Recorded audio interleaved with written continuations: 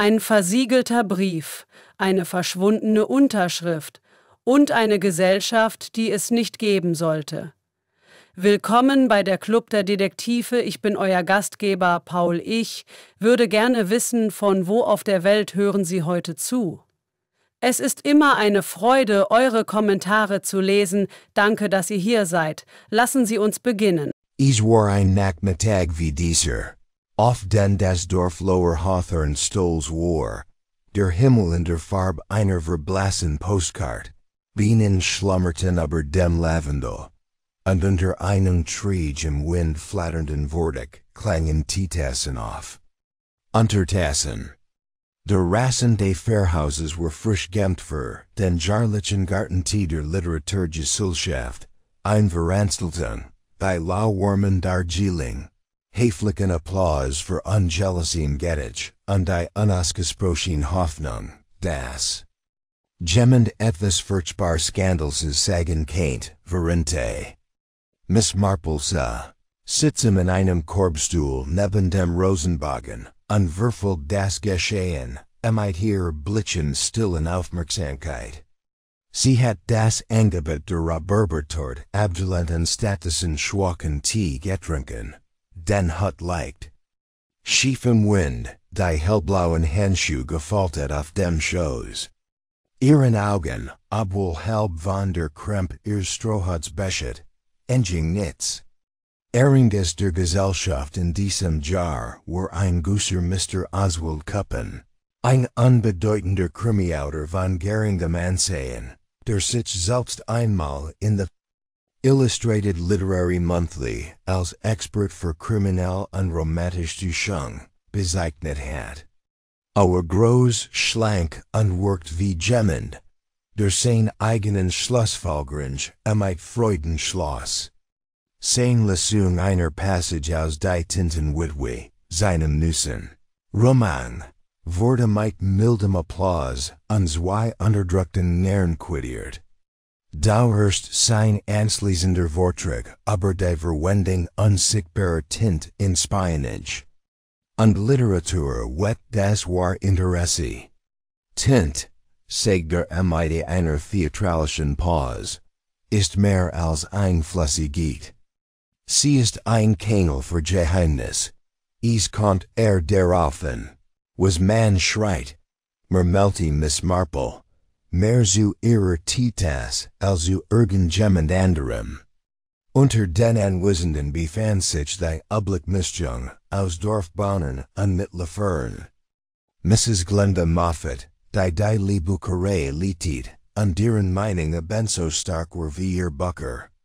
Dr. Lionel Wilberforce, dessen Frau seit fast 4 Monaten nicht mehr in der Fettlichkeit gesehen worden war.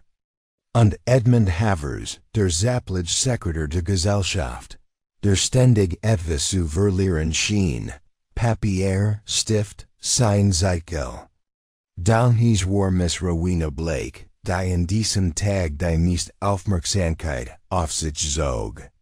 Sie kam von Minuten zu spät in einem meerschaumgrünen Kleid, das überhaupt nicht für Gras geeignet war, begleitet von ihrem viel jüngeren Cousin Marcus. Rowena, Einstein defiert Schreibkraft in Whitehall und hielt ein Scharfsinn-Witwe, trat mit der Selbstbewussten dessen Terrace eins Menschen auf, der vom Leben anderer unbeeindruckt und unbeeindruckt von der Tatsache ist, dass sie noch immer Gegenstand der Neugier des Dorfs war. Sie wurdet Mr. Kuppen kaum eines Blicks, als es seinen Vortrag mit einer schwungvollen Bemerkung über ein Formel, die so geheim ist, dass sie zwischen den Zeilen verschwindet, beendet. Später, bei denner Forschungen, hört man Rowena über das Gehabe des Schriftstellers stickeln, und über noch etwas anderes. Die Leute denken immer, unsichtbar Tinte sei für Spione, hat sie mit scharfer Stimme gesagt. Aber sie wird viel häufiger von Liebenden und Leugnern verwendet. Als die Sonne hinter dem Kirchturm versank und die Stuhl, mit Schilfreiger. Gleichgültigkeit gestapelt werden. Erdend ein leiser Schrei aus dem Schreibschuppen des Fahrers hinter der Gartenmauer. Judith, die nicht de Reverends, hat den Auftrag erhalten, weiter Servietten zu holen, und war stattdessen über einen Anblick gestolpert, der das sanft Summen von Lower Hawthorn verwoken zerreigen Salt. Dort, in schattigen Halbschatten, zwischen Reihen von Tintenfassern und Pergamentliedern, zusammengesunken im Fahrerzell, die Brill schief auf dem Kopf und ein Maschengeschirrbrien in den Fingern, lag Mr. Oswald Kuppen, mossedet. Zuerst murmelte jemmend etwas von einem Herzleiden, vielleicht einem Sonnenstich. Doch Miss Marple, die sich Liester genhört hat, kniff die Augen zusammen, als sie den blassen Fleck seinen Lippen und den schwachen Duft von Bittermandel in der Luft sah. Bei Einbruch der Dunkelheit war der Polizist eingetroffen. Und bei Einbruch der Nacht hat sich der Klotz bereits Kingsnettel in und halben Chor herumgesprochen. Nicht nur Mr. Kuppens Tod bereitet Miss Marple Rätsel auf. Es war das Blatt in seiner Hand, ein Seat seines Manuskripts, wie es schien, auf dem die Tinte auf Mysteries wies verblasst war, als wenn die Wort aus Angst via dem, was sie enthalten, verschwunden. Sie sagt noch nichts. Sie faltet einfach Handschuhe zusammen und murmelte. Es sind immer die kleinen Dinge, die Lut übersehen. Und sie meint es ernst. Am nächsten Morgen hat sich das Dorf Lower Hawthorn verwandelt. Die dunstige Still des Spätsommers war einer angespannten Erwartung gewichen, wie ein Vorhang, der vor dem ersten Akt eines Theaterstücks zurückgezogen wurde, das niemand besuchen wollte. Die Kirchenglocken läuteten wie immer sehr frommes. Dort ihr Klang ungewöhnlich scharf und durchschnitt die Stille mit einem fast ankligenden Tong. Miss Marple sah auf der Kante ihrer Gartenbank, trotz der Wurm einen leichten Schal. Aber den Schultern und schnitt ein widerspenstige Bläthig. Ihr Gartenschir schnitt in sanftem Rhythmus. Ihre Gedanken waren nicht bei der Heck. Das war selten der Fall, wenn sich im Dorf etwas Ernstes eingeben hat. In Laufe der Jahre hat sie den Unterschied zwischen jünglichem Klatsch und solchem, der einen die Nacken retelt, verstanden. Und das Heuer, das war letzters. Die Erstbesucherin des Morgens war Mrs. Glenda Moffat. Sie hielt ein carrierte Handtasche unter dem einen Arm und ein Bibliotheks unter dem anderen. Aber letzters nichts mit ihrem Bessic zu tun hat. Schrecklich sach gestern Jane, sagt sie Anna Umschweif und setzte sich auf die niedrige Gartenmauer. Wirklich schrecklich. Oswald Kuppen, mausetet. Mitten in der Hut des Fahrers. Miss Marple, die den Bessic erwart hat, seit der Regelers Garteners in Schloss Jefflin war, nicht mit Fühlend. Das muss ein ziemlicher Schock für die arme Judith gewesen sein. Traumatisiert, sagt Glenda mit einem wissenden Schnauben. Sie ist zu ihrer Tungt nach Ledbury gefahren. Kann anscheinend nicht schlafen. Aber unter uns, Jane, ich glaub nicht, dass sie mit Aufregung umgehen kann. Immer ein bisschen aufgeregt. Wie ein Spatz mit wirket herem aufgestelten Fettern. Miss Marple gab ein Lises Zustamensgergush von sich und bat ein Can Camelenti und Glenda lent AB. Sie war zu zielstrebig. Der Fahrer ist natürlich außer sich. Nicht so sehr wegen des Todes, hielt nicht viel von Mr. Kuppens Romanen, nämlich an, sondern wegen der Press. Du weißt ja, wie sehr Aufregung hast. Aber natürlich, fühlt sie bedeutungsvoll hinzu, reden alle über Rowena. Dieser Name hing in der Luft wie ein Kirchenglock, die Noch immer nachholt. Rowena Blake? Fragt Miss Marple mild. Na, wer sonst? Fragt Glenda. Sie war die letzt, die Manne mighty sprechen sah. Sie standen in dern Hay.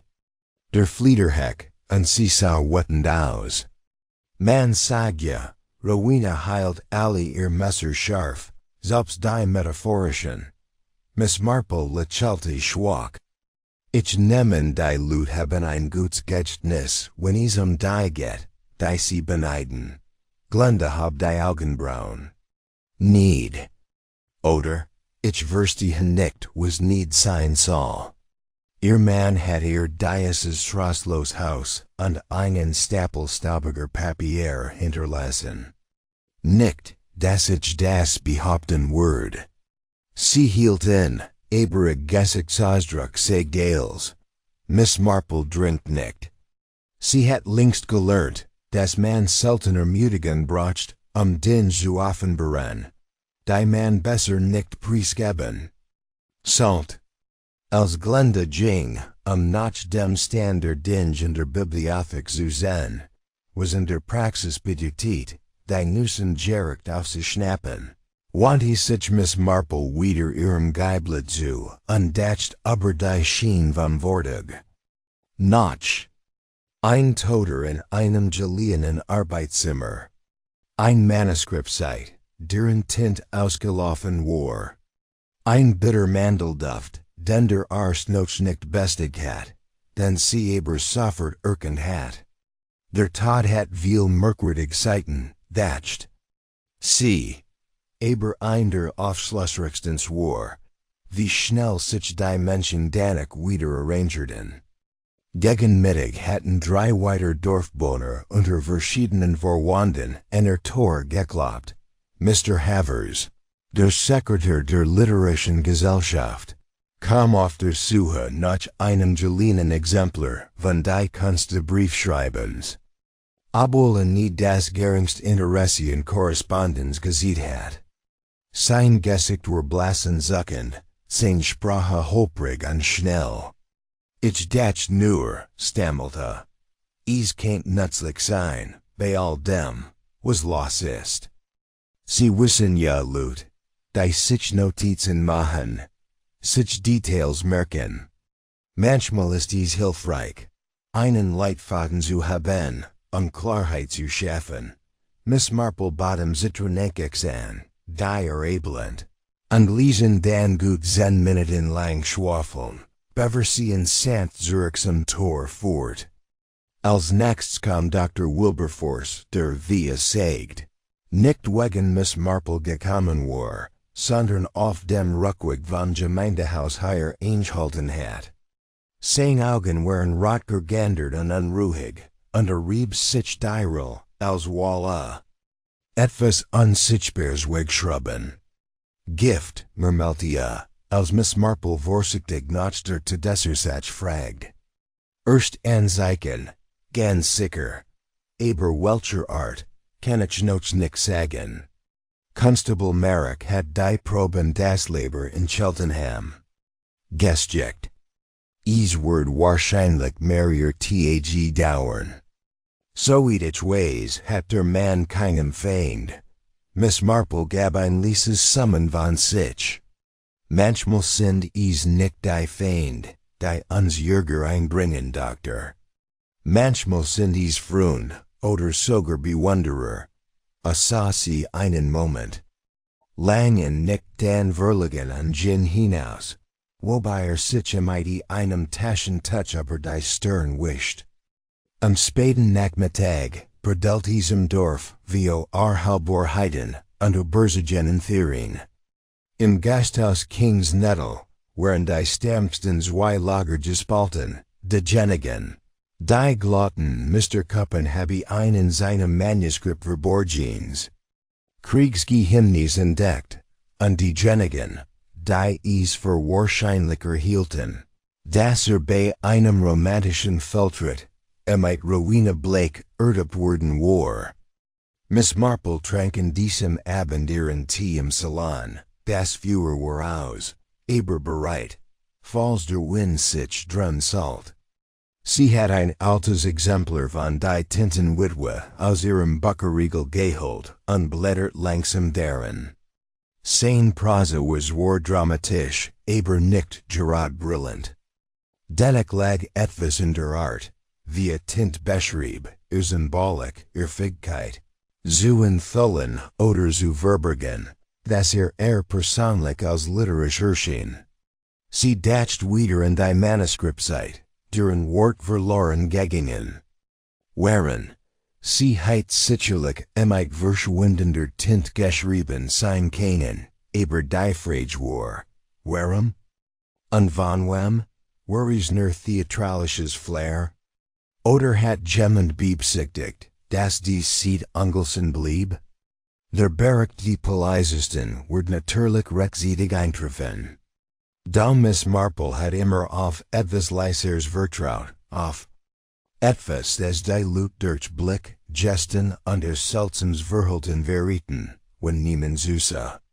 Am nächsten Tag wird die Untersuchung beginnen, und die Dorfbewohner werden sich wie Hühner versammeln, die über einem sehr beschonnenen Ei jackern.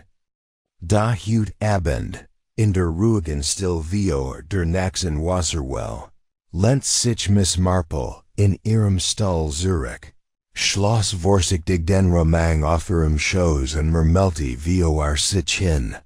Jemand wollt Mr. Cuppens Schweigen bringen. Aber sie haben vergessen, dass Menschen nie lange schweigen, nicht in einem Ort wie diesem. Draugen riechelt der sanft in der Scheib und flüstert im Wind wie Geheimnis, die darauf warteten, gehört zu werden. Die Sonne war kaum über die Hecken gestiegen, als Polizeist merkt die Strage zum Fairhaus entlang gedalt. Sein Uniform war zu frisch für die Stunde, und sein Gesichtsausdruck trug die Laster Verantwortung, die ihm nicht gerad gefiel. Die Untersuchung sollte noch Tag dauern, under offiziell Gerichtsmediziner war noch nicht aus Basingstock eingetroffen. Die Dorfbewohner von Lower Hawthorne hatten wenig Geld zu dem Verfahren. Merrick wurde ein Tor von Reverend Chiselhurst empfangen, der gefasst aber anschaulich blass wirkt. Die Oblickfreundlichkeit des Fahrers wirkt eingespannt. Sein Handvoll Tetten und Fnetten sich in seinen Seiten wie ein Mann, der versicht. Sich in ein Gebet zu erinnern, und dass nicht mehr glot. Ich dacht, ich kennt wie linkt ein paar meiner Sachen aus dem Schreibschuppen holen. Sag der Fahrer und du tät auf das bescheiden Backstein benjud, das hinter einem Vorhang aus Geiblet verborgen lag, Merrick zagert. Besser nicht im Moment, Sir. Es wird immer noch als Schien betrachtet. Man hat mir gesagt, ich soll auf Anweisungen von Inspektor Krail aus der Grafschaft warten. Der Fahrer nickt, sichtlich und kuscht aber zu höflich, zu weitersprechen. Natürlich, von der anderen Seite der Strage. Hinter den spitzen Vorhängen is Wohnzimmerfensters, verfolgt Miss Marple den Austausch, mit stillem Interesse. Das Unbehagen des Fahrers war nicht überraschend. Nur wenig fühlten sich wohl bei dem Gedanken, dass sich in ihren eigenen vier Wunden ein Todesfall erinnert hat, selbst wenn es nur formal war. Da was sie mehr faszinierte, war Edmund. Havers erscheinen, der Augenblick später aus dem Vergarten kam und sich etwas, das wie Dreck aussah, von der Hose wischt. Sie griff nach ihren Notizbuch, nicht, Fakten aufzuschreiben, sondern einen Eindruck festzuhalten. Havers hat behauptet, habe vordig sein Brill verloren.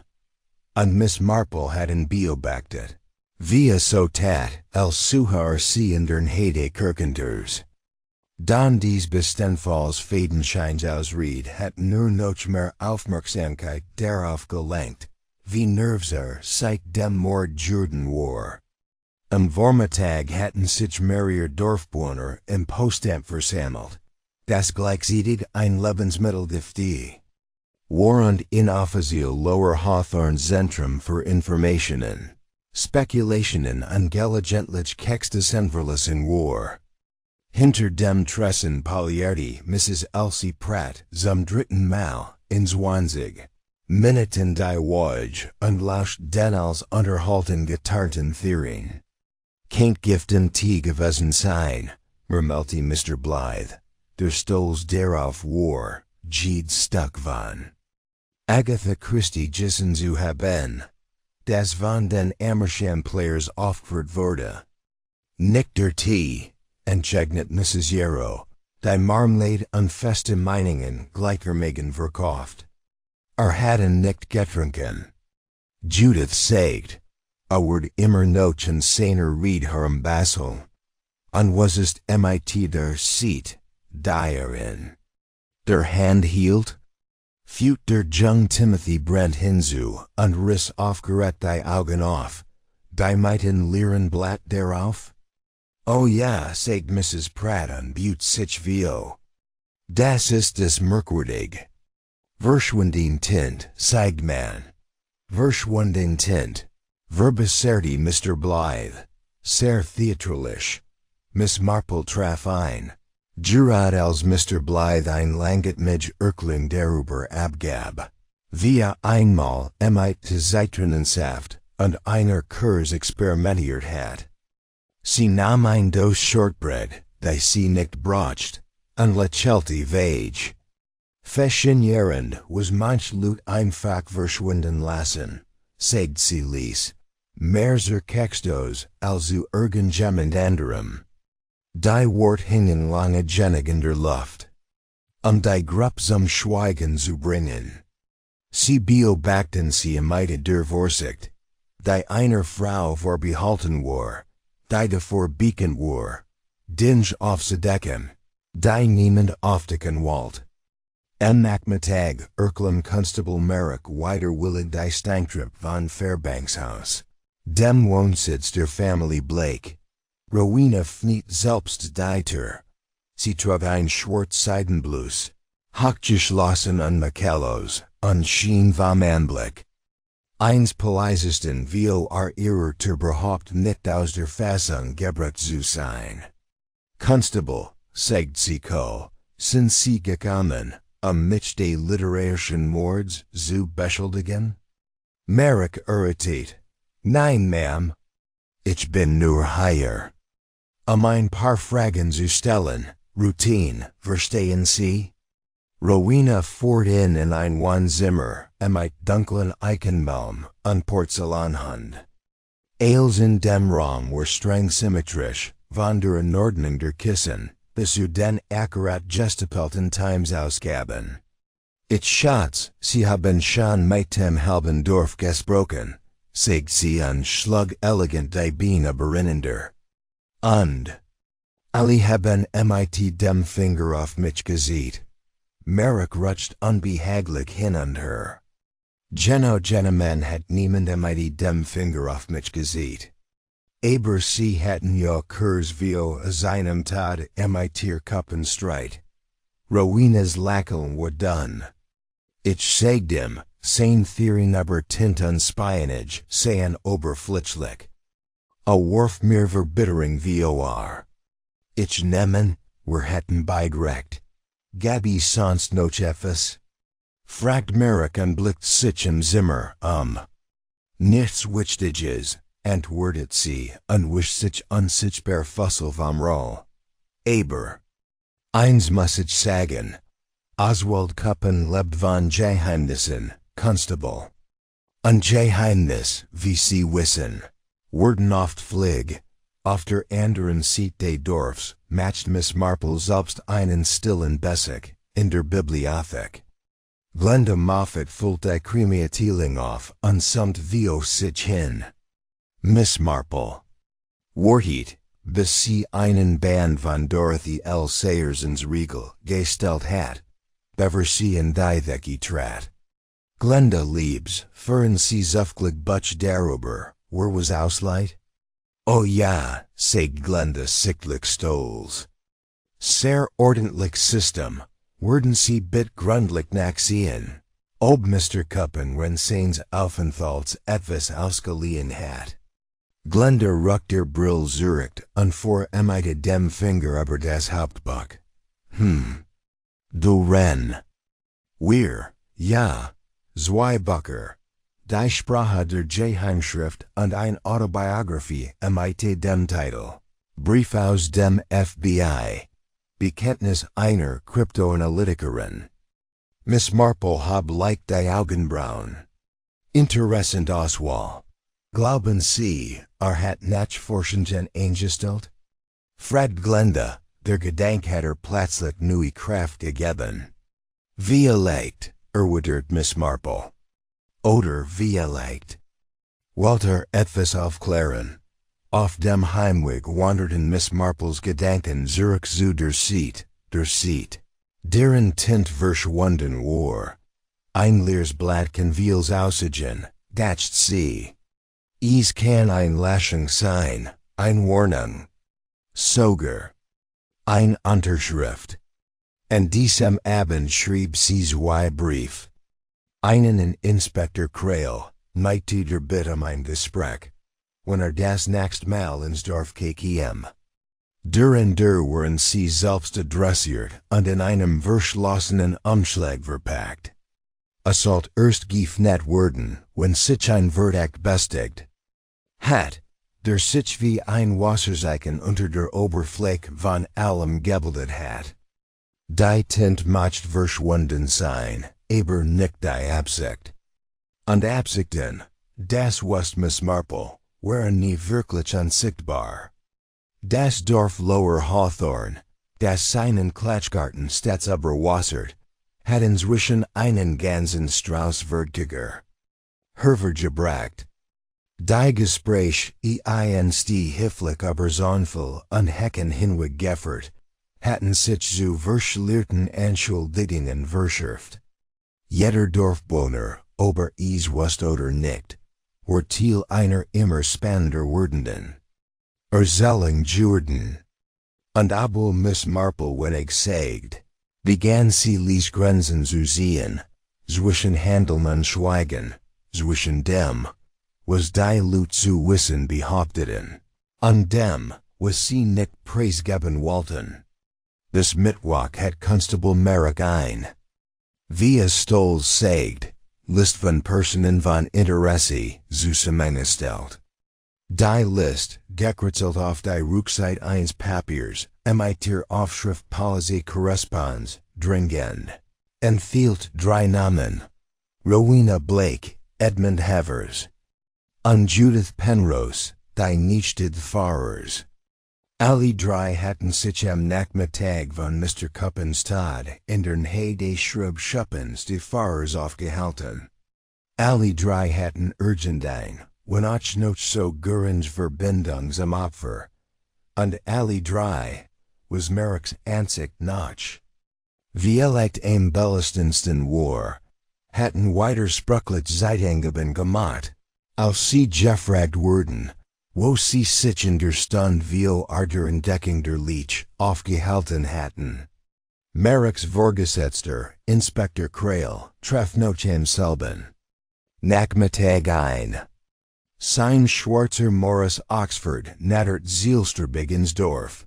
War ein flotter Mann mit markentem Kinn und dessen Terrace und psychologischen Rätseln.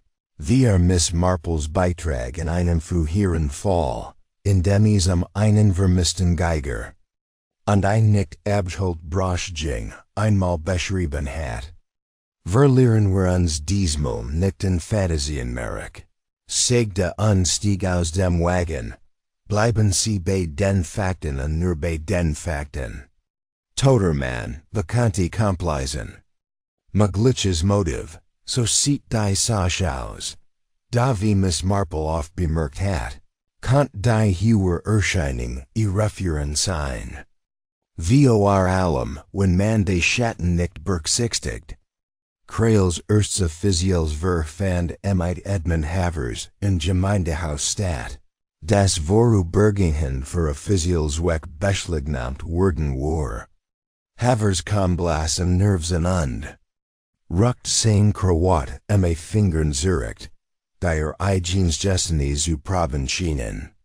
Sie waren der Sekretär der Literaturgesellschaft, begann Kreil und Überflog sein Notizen. Erzählen Sie mir von Ihrem Umgang, mit Mr. Kuppen. Mit Lisi sich nicht leicht arbeiten, gab Havers zu. Hat Wartungen. Walt seinen eigenen Tisch, sein eigen Teemischung. Verlangt, dass die Gesamt Korrespondenz in einer bestimmten Schriftart getippt wird. Courier nu, glaub ich, war anspruchsvoll oder? Ziemlich, sagt Havers mit einem Anflug eines Lächelns. Aber das war es nicht, was ein Aufrecht. Es war die Annahmen Nachricht. Kreil hab den Blick. Annahmen Nachricht? Havers zagert.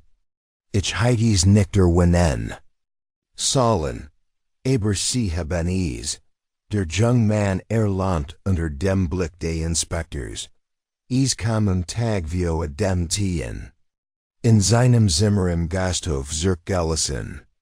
Getippt, unsigniert. Nur ein einziger Satz. Tintes nicht das einzig. Was verschwindet. Kreil warf Merrick einen Blick zu, der den Satz hastig hinkritzelt. Hatte es jemandem gesehen? Nu mehr, glaub ich. War verunsichert. Sagt, ich sei nicht. Das erst Mal gewesen. Haben Sie nicht früher deren gedeckt, das anzusprechen? Ich war mir nicht sicher, ob es wichtig ist, Miss Marple. Die still in der hintersten Eck des Saals sah an Vorgab, his Sangbucker zurückzugen, war anderer Meinung. Sie wusst besser als die meisten, wie viel Gewicht ein einziger Satz haben. Kant, das Zweitgespräch fand im Garten von Fairbanks Haus statt. Rowena Blake nippt in einem großen Glas eisgekalten Sirups und empfing Inspektor Kreil mit der gleichen zirkelnden Höflichkeit, die sie stragen Handlern und Hausieren entgegenbracht. Also sagt sie faltit die Hand, sie sind gekommen, die Tintenblattschirken zu finden? Kreil lächelte nicht. Man hat sie Kurs wie seinem Tod, mit ihr Kuppen streiten ren. Können Sie mir sagen, worum es ging? Kanzlerisch integriert, sagt sie trocken. Hat sich Freiheiten mit einer Figur in seinem letzten Manuskript genommen. Ein Figur, die ich nur so leicht als jemanden erkennt, den ich einmal kennt. Jemand gegen den Sie Groll hegden? Ich habe schon viel Menschen grollt, Inspektor. Ich habe nie einen von ihnen gerettet. Jedenfalls noch nicht, hakt noch. Haben Sie jemals Papier oder Habseligeten von Mr. Kuppen angefasst? Sie lehnt sich zurück. Natürlich nicht. Verteidigt sein Werk mit aller Macht, behielt sein Manuskript buchstäblich unter Verschluss. Und die sieht, die man in seiner Hand fand, die eine sichtbare Schrift. Die habe ich nie gesehen. Obwohl ich ihn einmal mit etwas herumspielen sah, von dem sagt, ich sei ein Trick des Handwerks. Ein kleines Fläschchen, kein Tinte gewesen sein. Kein Parfüm gewesen sein. Oswald war nichts anders als theatralisch. Und wissen Sie urgent etwas, das Ihren Aufenthaltsort erklären kennt, als gerettet wurde. Ich war mit Marcus, meinem Cousin, am anderen Ende des Gartens, und habe Stuhl abgebaut. Sie kennen ihn fragen. Das haben wir vor. Dann stand sie auf und wischt sich unsichtbar Krummel von ihrem Rock. Wenn Sie fragen, ob ich ihn gerettet habe, ein Geheimnis zu bewahren, Inspektor, dann muss ich Sie enttäuschen. Mein Geheimnis sind, anders als die von Oswald. Absolut langweilig. Später am Nachmittag kehrt Judith Penrose von ihrer Tante in Ledbury Zurich und wurde hereingebracht. Sie sah blass, aber gefasst aus. Die Jungfrau sah da, den Riemen. Ihre Handtasche umklammernd, und beantwortet jede Frage mit nervöser Klarheit. Ich habe nur geschrien, weil ich gesehen habe, wie dasses, erklärt sie, so still. Seine Augen waren offen. Und die sieht, sie war einfach leer. Mir war zuerst gar nicht klar, dass sie wichtig war. Haben sie render veranstaltung überhaupt mit ihm gesprochen. Nur als ich in mehr Papier bracht. Sagt, brucht ein Ebenfletch. Ich habe ihm den Schuppendei. Fahrers angeboten, weil der Gartentisch wackelt. Haben sie noch jemanden auf den Schuppen zugen sehen? Judith biss sich auf die Lippe. Ich weiß nicht. Ich habe nicht genau aufgepasst. Aber ich erinnere mich, Kurzuver. Draugen Stimmen gehört zu haben, Mr. Havers, und noch jemand. Ein Mann, glaub ich. Und kam innen Mr. Kuppen krank oder ängstlich vor. Sie zagert. Wirkt, vergenstigt. Als heiter in der Mensch etwas unerwartetes gesehen. Inspector Krail lent sich in seinem Stall Zurich. Drei Verdkij. Drei verschiedene Motiv oder zumindest Spannungen. Ein kritische Stund und Zeitblufuf. Die sich zu bekam überschnitten, sie absennen. An diesem Abend besucht Miss Marple die Abendandakt in der Kirche, und blieb noch. Dem Gottesdienst via dem in der Wand eingebrechten Denkmal für die Wolter des Dorfs stehen. Ihr Blick, obwohl auf die engravierten Namen gerichtet, waren die Fern gerichtet. Sie dacht erniet in Judiths Beschreibung, vergenstigt, nicht, wütend, nicht beherrscht, vergenstigt, isdutet daraufhin das, was Oswald Kuppen gissen, oder sich erinnert, hat in Judiths verstört hat. Genig, in dazu zu bringen, ein Flash zu holen.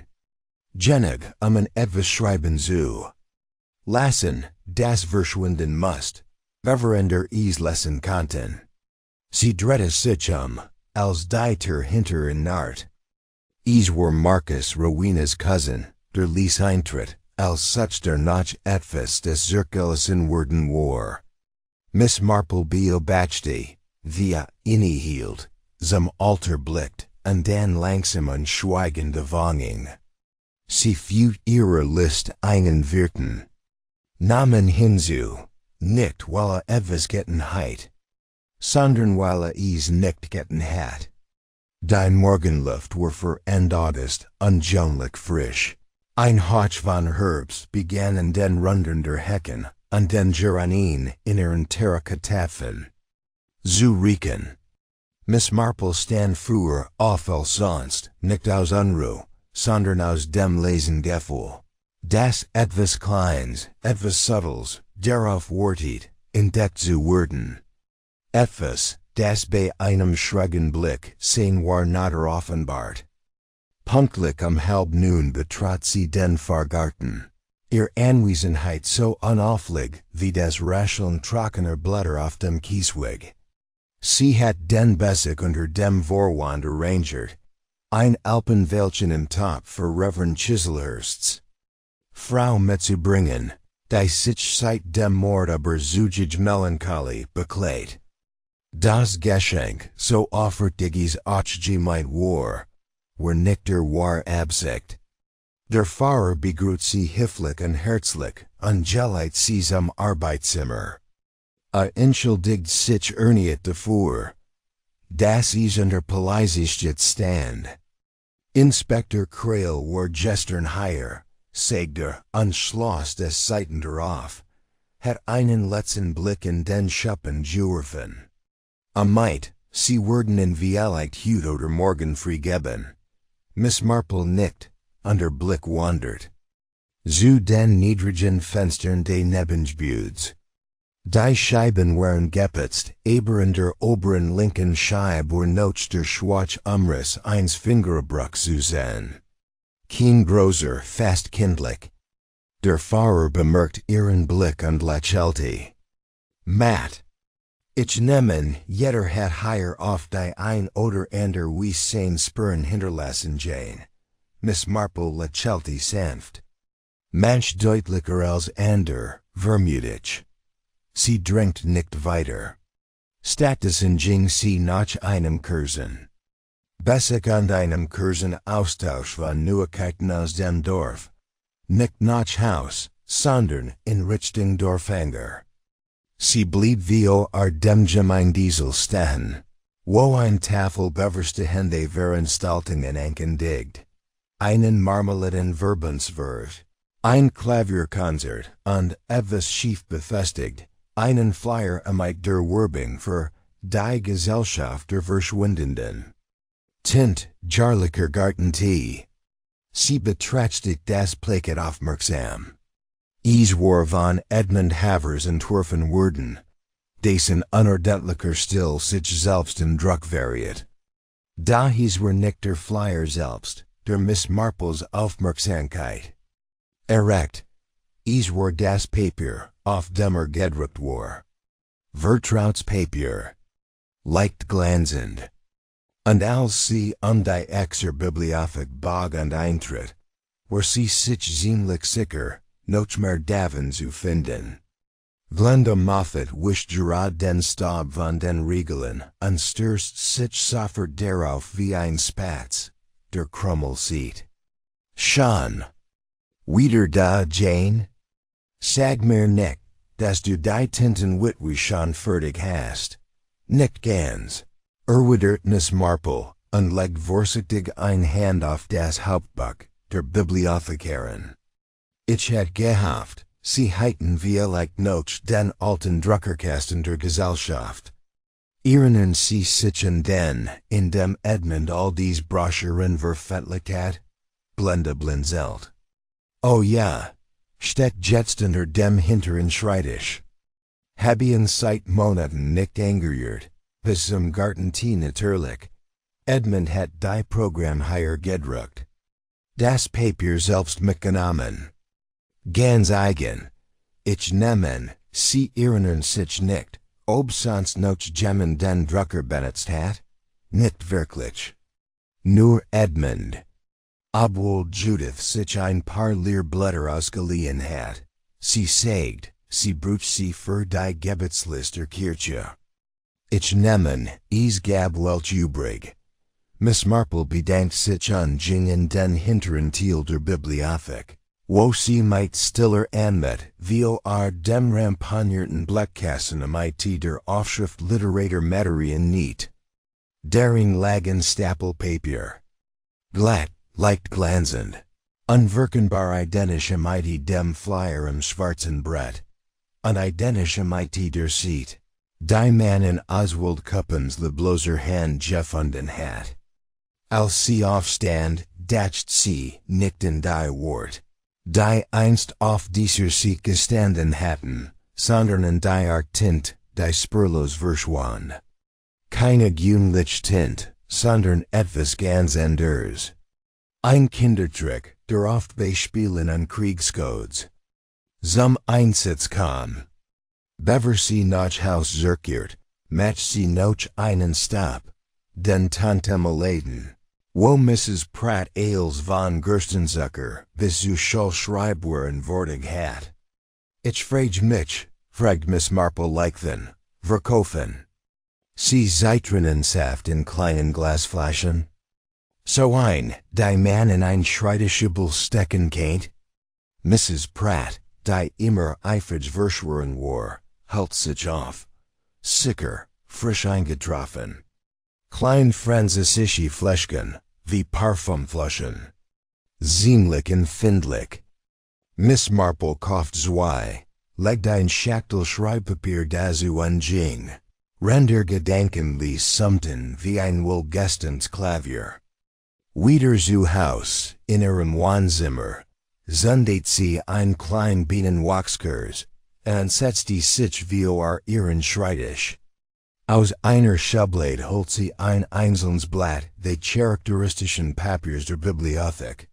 Dasselbe Art, die Hut. Wieder zu finden ist. Sie nahm ein Feder, ein Effektiert, die sie's warmacht, aber selten fleckt. Taucht die Spitze in Sequenensaft und schrieb langsam unbedächtig. Nicht nur die Tinte verschwindet. Sie ließ die Seed.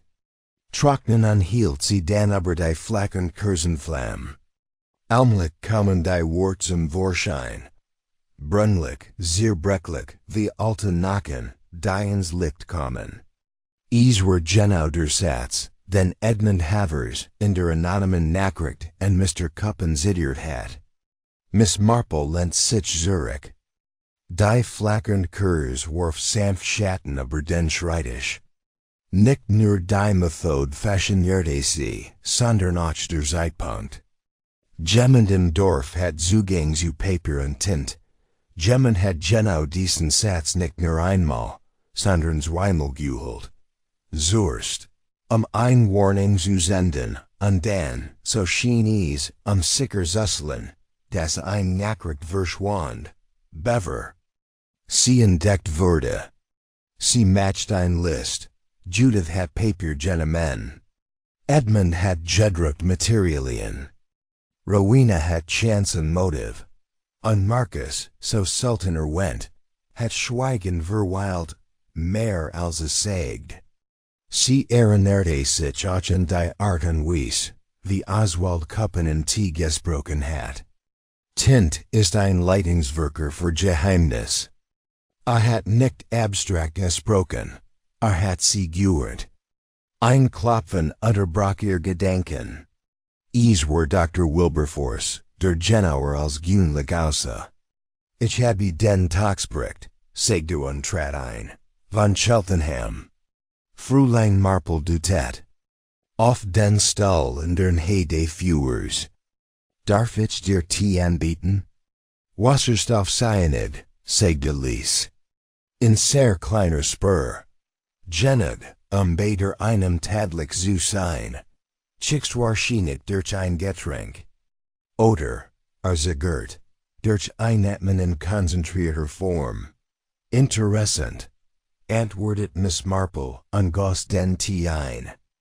Und dem Einkling emmitted dem Duft von Mandel. Ich Zigaret, ohne Laborgebennis zu bestätigen.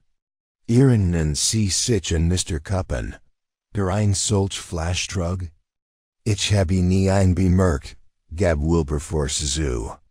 Aber Rowena erwähnte, dass etwas Kleines trug, vielleicht ein Requisit. Nach dem Ergegenen war, sah Miss Marple schweigend.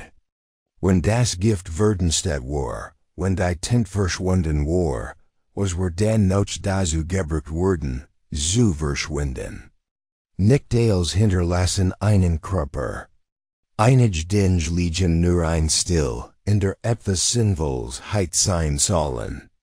Aber still, Miss Marple wusst, kann lauter sein als jedes Gestines, besonders als man wusst, wie man zuhört. Morgen, dacht sie, war ein guter Tag, Marcus Blake zu besuchen. Nicht zu beschuldigen. Nur zu beobachten. Kurs noch zen am nächsten Morgen, als Miss Marple in Fairbanks Haus dem Fu besitzt. In würdiger Still nahe dem Rand von Lower Hawthorne ankam. Der Kiesentrieb nirscht ließ unter ihren Stuffen. Und das Birdsong schien anschaulich gedämpft. Zu sein, als selbst die Robins wussten, dass ein Konfrontation flig war. Die Hostlerin, eine Frau mit steifem Lip namens Mrs. R., antwortet mit einem höflichen Nicken der Tür und ledet Miss Marple in den vorderen Salon, ihr Augen verriet die Neugier. Miss Marple gab wie immer keinen Hinweis auf ihren wirklichen Grund zum Besuch. Sie hat noch Marcus Blake gefragt, nicht nach seiner Cousin Rowena.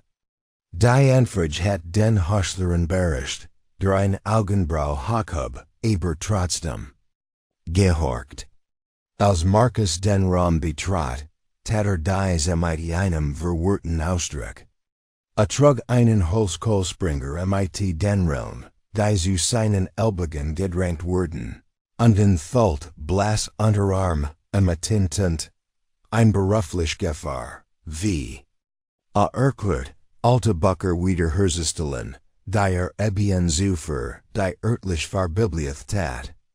Miss Marple, sagt mit einem höflichen Nicken, sie sind heute Morgen weit von ihren Rosen entfernt. Stattdessen legt sie einen kleinen Umschlag auf die Tischschale zwischen ihnen. Würde ihnen etwas ausmachen, das aber das für zu halten, Marcus, blinzelte, ich bitte Versicherung? Hier geht es Oswald Kuppen, nicht wahr? Sagt Miss Marple nichts, und so nahm den Umschlag. Sigurd und ging dann zum Herd. Die Flammen leckten sanft, als das Papier darüber schwett. Elmlich tauchten brigandlich Buchstaben entlang der Oberfläche auf, ein vertrauter Satz. Tint ist nicht das einzig, was verschwindet. Marcus starrt an. Woher hast du das? Es ist ein Kopie, sagt Miss Marple leise. Das Original. Wie ich mir vorgestellt habe, würde Tag für seinem Tod in Mr. Kuppenzimmer geraten. Sie sehen, Edmund Havers beschrieb es dem Inspektor Kriat. Ich fragt mich nur, wer sonst Grunzer Erinnerung an diesen Satz hat. Du denkst, ich habe es geschickt? Ich erinnere mich, dass ich diesen Satz schon vor Jahren gesehen habe. In einem Brief, den Rowena Rende Krieges erhalten hat. Wurden nicht unterschrieben, aber sie verbrannte in einem Kamin und behauptet, es sei Unsinn, nur ein weiter Erinnerung an ein Leben, das sie vergessen wollt. Miss Marple faltet ihr Hand in ihrem Schoß, und was für ein Leben war. Das? Macht ein Pause. Sie hat in der Intelligenz gearbeitet, nichts Dramatisches meist Karikaler Arbeit. Aber sie sah Dinge, Namen, Codes, als Kuppendias neue Manuskript tauch, sie etwas deren. Ein Detail aus jenen Tagen. Etwas des niemals in die Fiction Jellingen salt. Und sie konfrontierten, sagt Miss Marple leise. Weigert sich, zu deren, Marcus nickt. Sie sagt ihm, sei gefgrillig fällen. Aber Oswald were Stolz. Glot, das Geheimnis nur wichtig waren, wenn sie magtig genig waren, zu provisieren. Nein, und ich glaub. Immer noch nicht, dass sie in ten wollt, ich glaub. Sie wollten erschrecken, schütteln sie in aus. Lassen sie in gehen. Miss Marple studierte einen Moment länger, ihr Blick eindringend, aber nett. Geheimnis, sagt sie. Haben sie eine Möglichkeit, als sie herum zu vergiften. Auch wenn niemand die Tasse trinkt. Am frohen Nachmittag hat sich das Wetter gedreht. Ein Likes Nieseregen, aber den de Kern von Lower Hawthorne, und gab den Dorf ein verschmiert. Impressionistisch Qualit. Obwohl Gemmen die Rander eines Jungles verwischt, einen Feller zu verbergen. Miss Marple macht sich auf den Weg zum Kirchhof, wo sie Judith Penrose und der Seat des Steinwedges niet, und spät blahende Nemmen pflanzt. Ihr Finger wurden abgesteckt. Ihr Gesichtsausdruck so etwas wie Ruhe. Sie pflanzen. Sie in Cluster? Fragt Miss Marple und hockt sich neben ihr. Es gibt ihnen Kraft, antwortet Judith leise. Wie Freund. Allein sie halten nicht, Miss Marple nickt. Haben sie sich so am Tag de Gartentia so gefühlt? Judith sah sie nickten. Ich wollt nicht lügen. Ich habe es wirklich nicht getan. Aber ich geriet in panic. Aber was, Judith Sigurd. Aber die Seat, die Leer, Miss Marple wardied. Ich habe das Schreiben gissen, flüstert sie. Kurs bevera starb. Alas is sehr lies vio sich selbst. Ich habe nicht als gefangen, aber das Wort, Wahrheit, stach heraus. Und etwas über die Erinnerung war gefgrudge. Hast du es jemandem gesagt? Ich dacht, die Leute würden denken, ich heit es mir vorgestellt, oder dass ich es manipuliert hat. Miss Marple nahm ihr Hand sanft. Manchmal lascht sich die Wahrheit, diejenigen zu schätzen, die sie überleben. Als Judith often zu ihrem Flansen zurückkehrt, stand Miss Marple lies unter dem tropfenden Baldachin, ein ander Luge, entdeckt. Ein ander Wahrheit, unter der Still begraben. Und Kurs vio Sonnenuntergang hat der Bessig die ganz Zeit erwartet.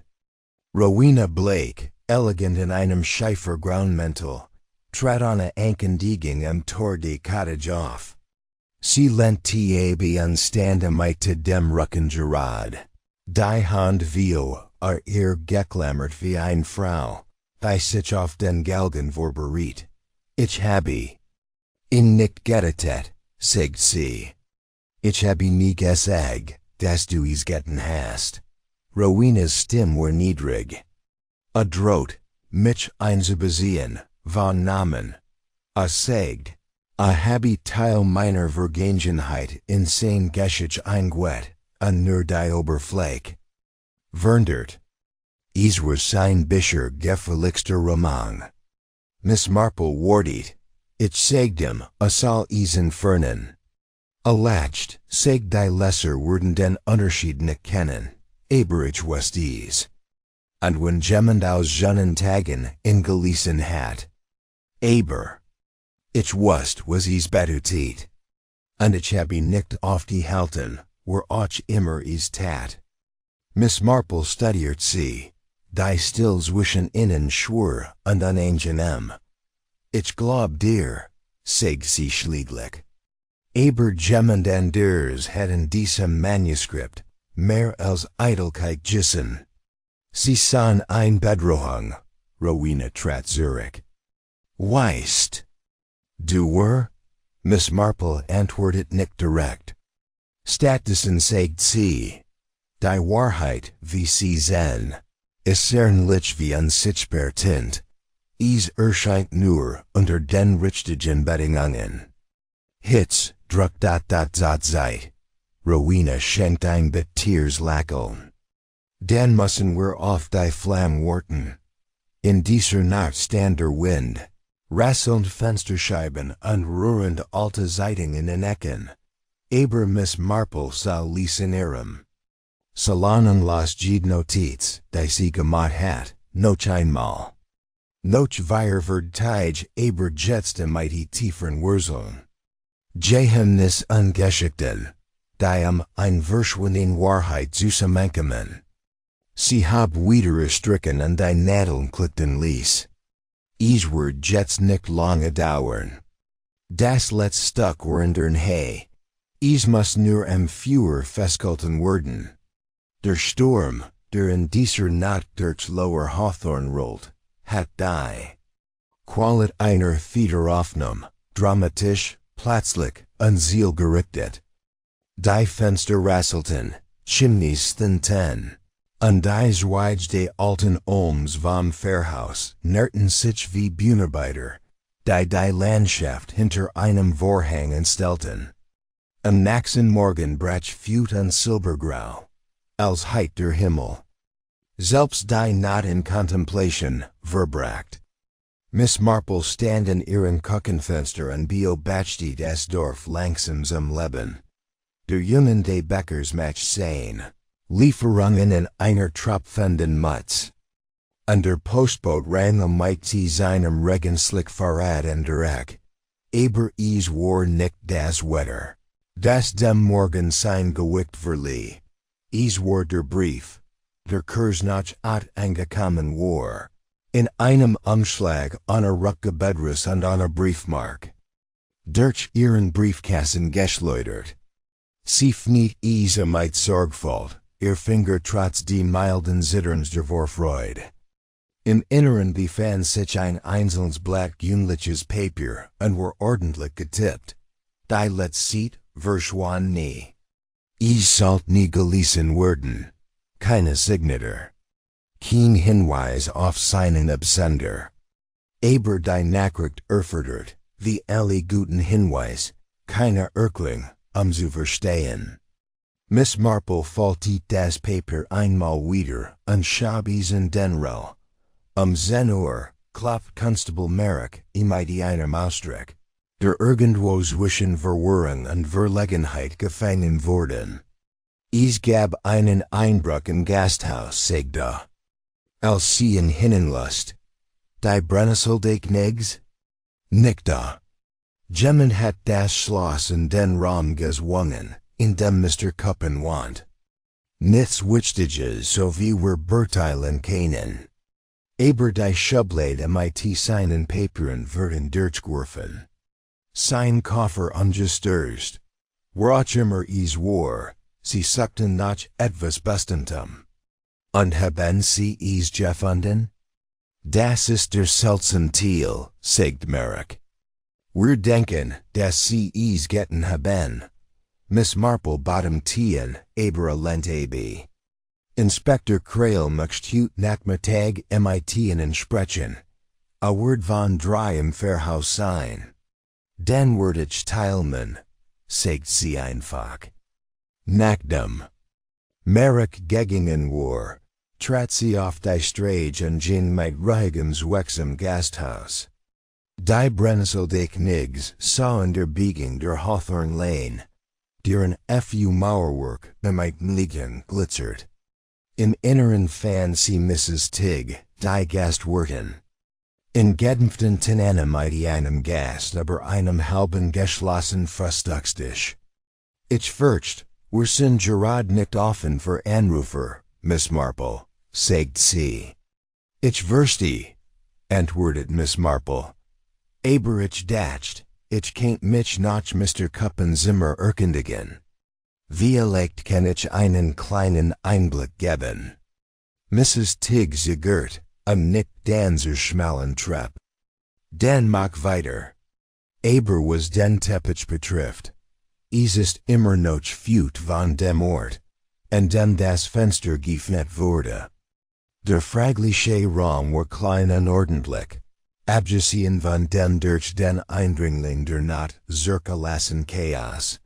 Die Kleidung lag über das Bett, und ein Büchleblad wurde auf den Boden geleert. Aber was die Aufmerksamkeit von Miss Marple erregt, war der Jerk. Ein schwarz bitterer Mandeln blieb immer noch in der Luft, ghostly, aber unterschiedlich.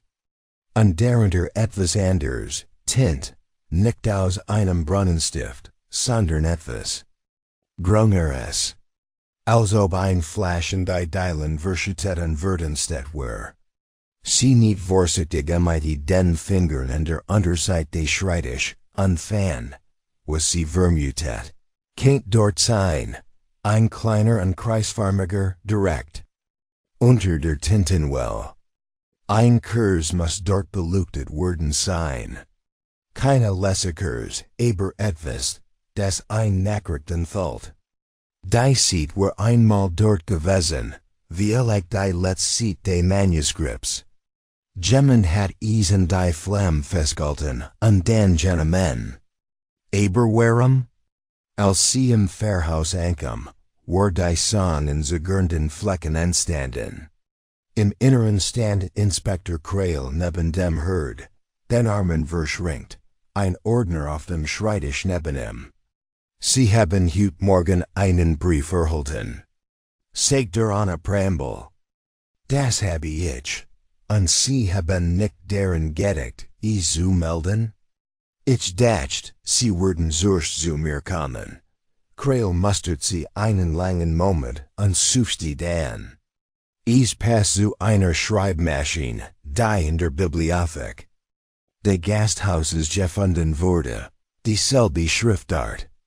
Gleicher Zeilenabstand, also wurde es in der Nähe geschrieben, was die Sache nur geringfügig eingrenzt.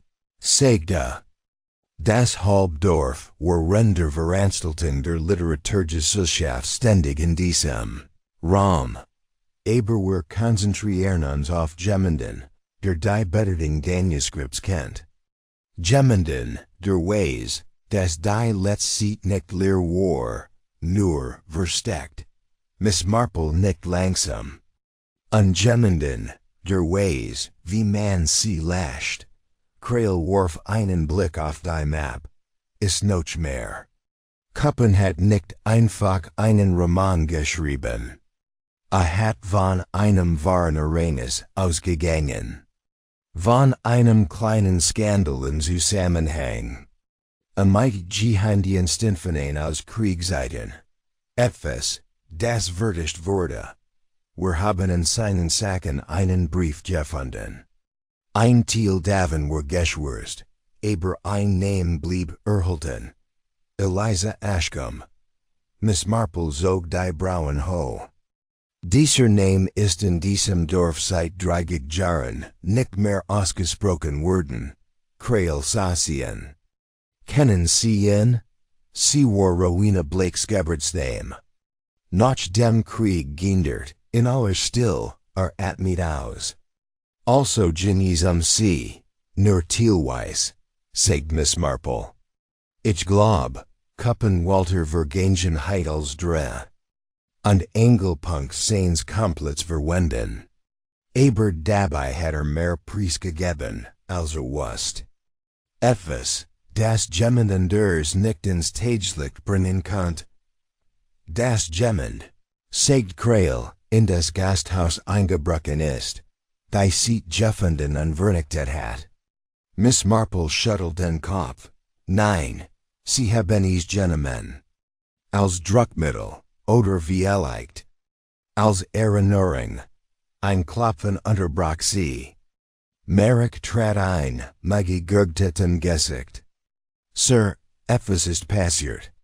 Edmund Havers ist verschwunden. Es wurde still im Zimmer. Sein Vermieterin sagt, sei vio Sonnenaufhang abgerist. Nur ein Tasch und sein Schreibmaschine mitgenommen. Wohin sollte gehen? Fragt Kreil, ich bin nicht sicher, sagt Merrick. Aber es wurde ein Notiz hinterlassen, getippt. Erreicht sie ihm.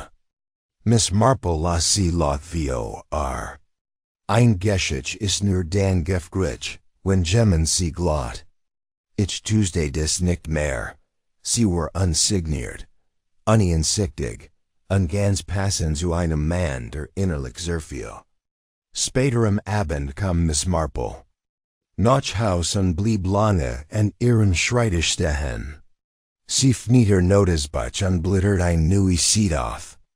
Aus Verdteigen waren 3 Jurden. Das Mysterium hat sich vertieft. Rowena, deren Vergangenheit noch nicht ganz begraben war. Judith, die so viel Gesinnen zu wenig gesagt hat.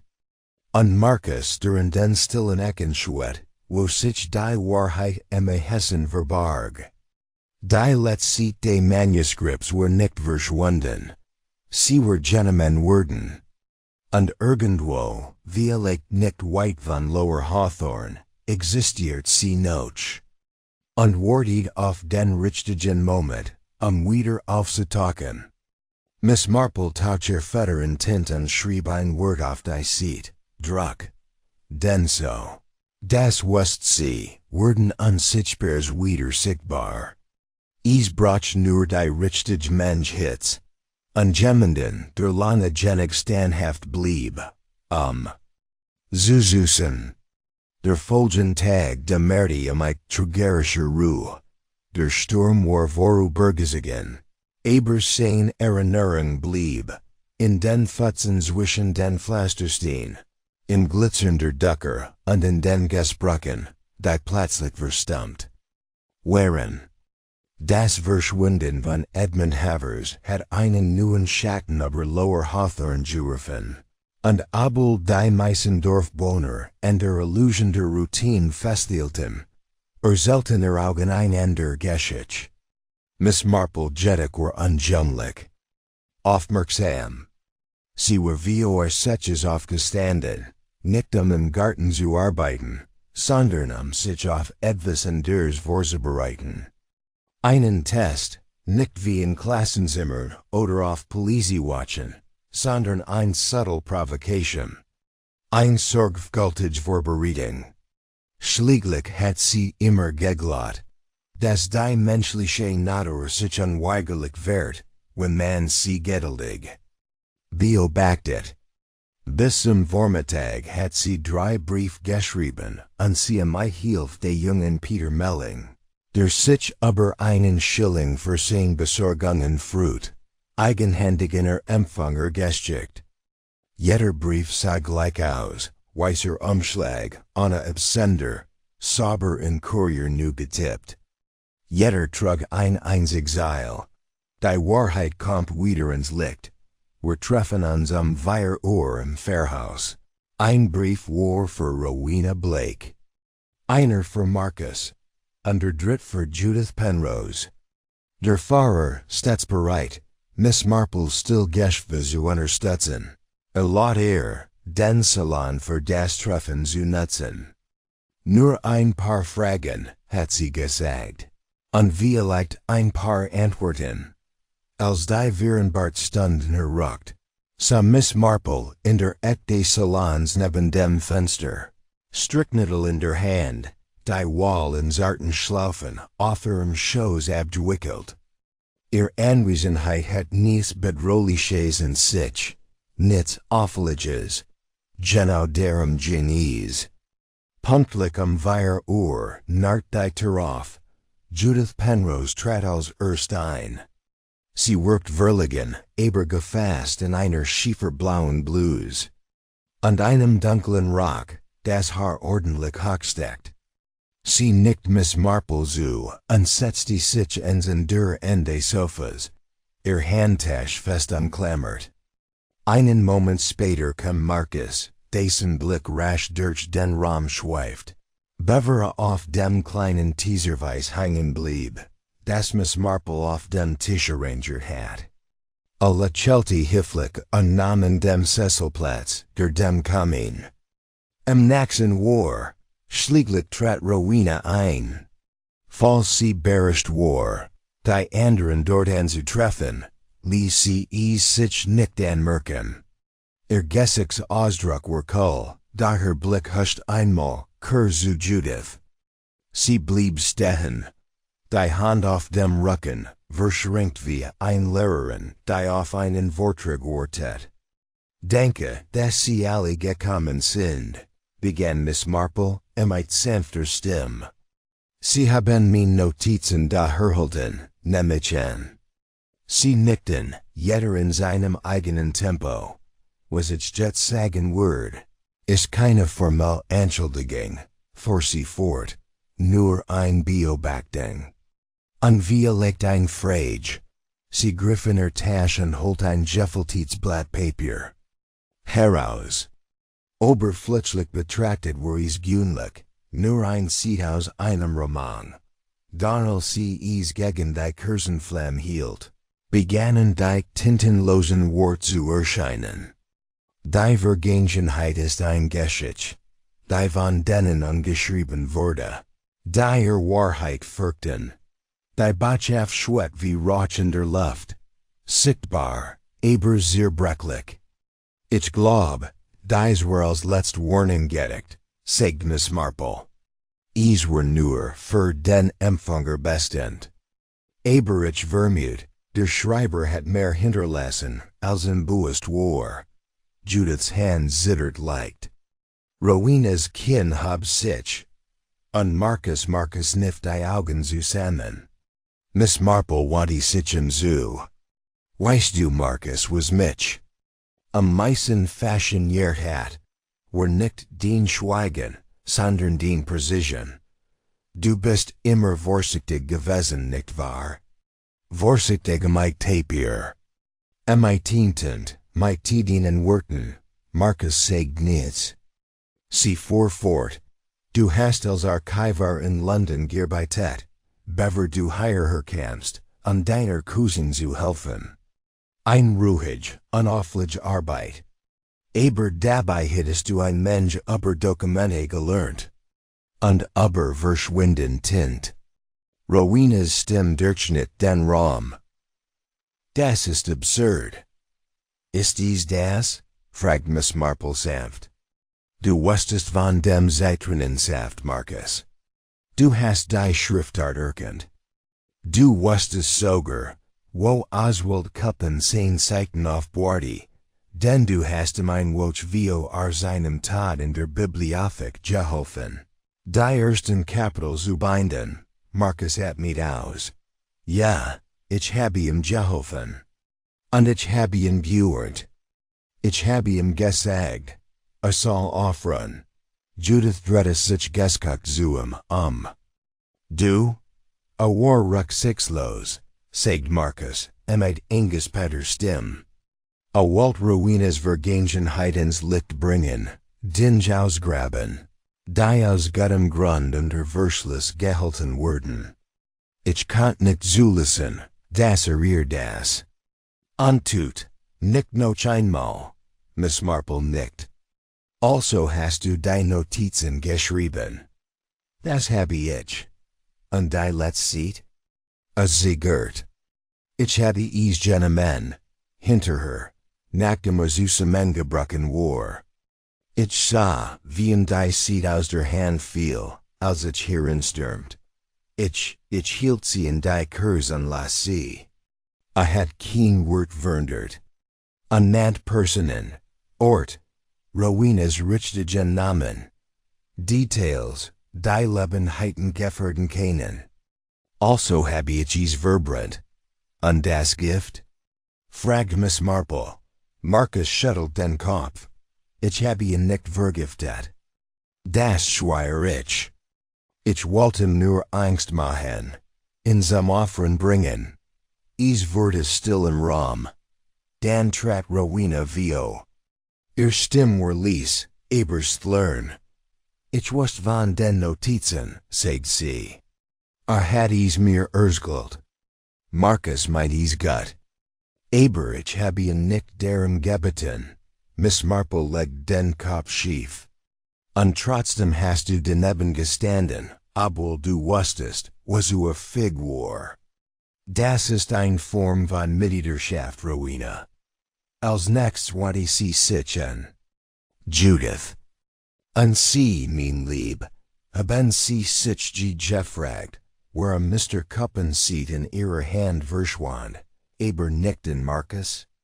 Warum sie die Wort sahen, bever sie verschwanden. Judith's Stimme zittert. Allah sie gerad lot vor, als. Ich herinkom, hat Angst, ich dacht, wust vielleicht, dass Gemmen gefolgt war, Miss Marple nickt. In der Tat. Aber es sind nicht die Wort, die Zulen. Es ist die Reaction, die sie hervorriefen. Gemmend. Wollten zum Schweigen bringen, bever dies Geschichte mehr als nur Fiction wurde. Sie liest die Wort wirken, dann stand sie auf. Ich glaub, das Gift wurde in durch sein Parfumflischen verabreicht. Etwas Subtles. Vielleicht auf den Rand seiner Titas oder den Rand einer Seat gestrichen. Es werden stets schnell. Und hinterliu kam spüren. Aber es tat sein wirken. Marcus sah angudert aus. Glauben Sie, ich? Nein, sagt Miss Marple leise. Ich glaub, jemand anders hat in Panik gehandelt. Jemand, der etwas versteht, von dem nicht einmal sie wussten, dass es auf dieser Seat stand. Sie hielt in. Ich glaub. Der Martyr ist noch hier in diesem Zimmer. 3 Augenpaar hefteten sich auf ihr. Da Miss Marple ging nickten her darauf ein, noch nicht. Sie liest die schwer ihre Wort in der Luft hängen. Und dann lächelt sie ganz leicht. Dessen gültig Fazit, sagt sie, verschiebe auf morgen Tee, in meinem Salon, 10 Uhr. Ich glaub, bis dahin haben wir alle Klarheit, die wir brauchen. Ohne ein weiteres Wort sammelt sie ihr. Strickzug ein, nicht den dreien zu, und verliere schweigen den Salon des Verhauses. Hinter ihr zittert die Wahrheit wie Tinte über einer Flamme. Noch nicht ganz entfüllt, aber fast. En nächsten Morgen wird die Luft ungewohnlich still, als die Uhr in Miss Marples Salon 10 schlug. Goldens Licht fiel durch die Spitzenwering.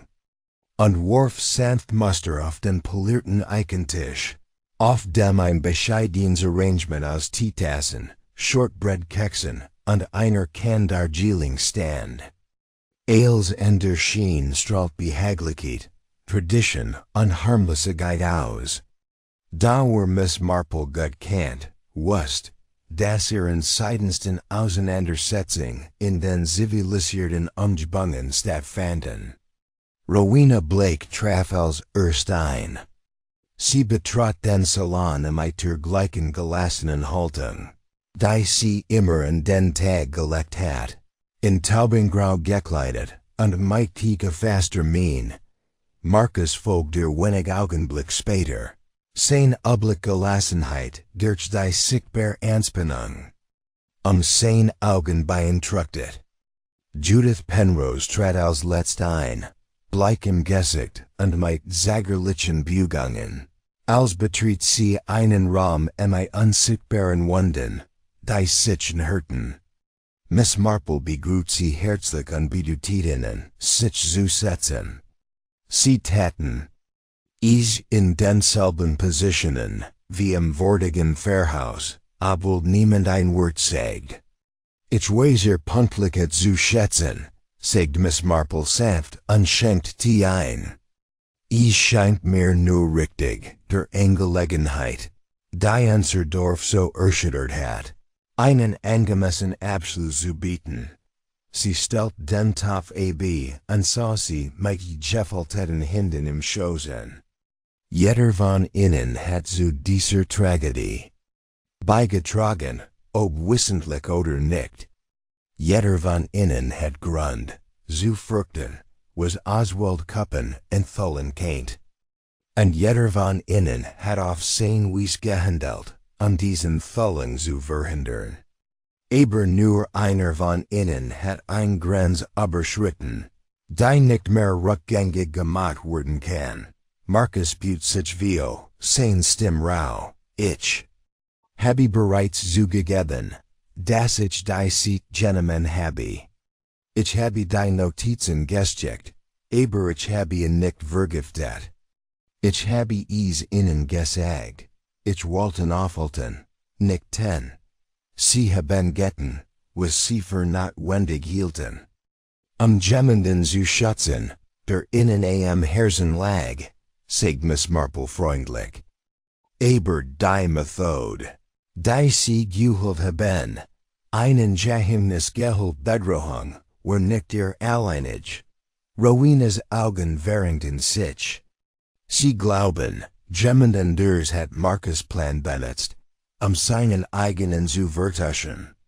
Genau, erwidert Miss Marple. Der Schlüssel liegt nicht darin, was geschrieben stand, sondern darin, wie es verschwand. Sie griff in ein Seitenschublade und zog ein Blatt Dicks Bibliothekspapier heraus. Es stand aus derselben Charge, die auch für die Programmheft verwendet wurde. Es reagiert auf Hits, wenn man mit Zitronensaft darauf schreit. Aber der ist noch etwas. Sie zündet die Kurs wieder und hielt die Seat darüber. Langsam erschien der Satz. Die Wahrheit ist ein Bird, die man am besten allein treibt. Sie reicht Judith das Blatt, deren Hand zitterten, als sie es entgegennahm.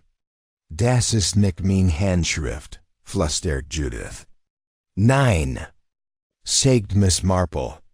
Is war Edmunds Handschrift.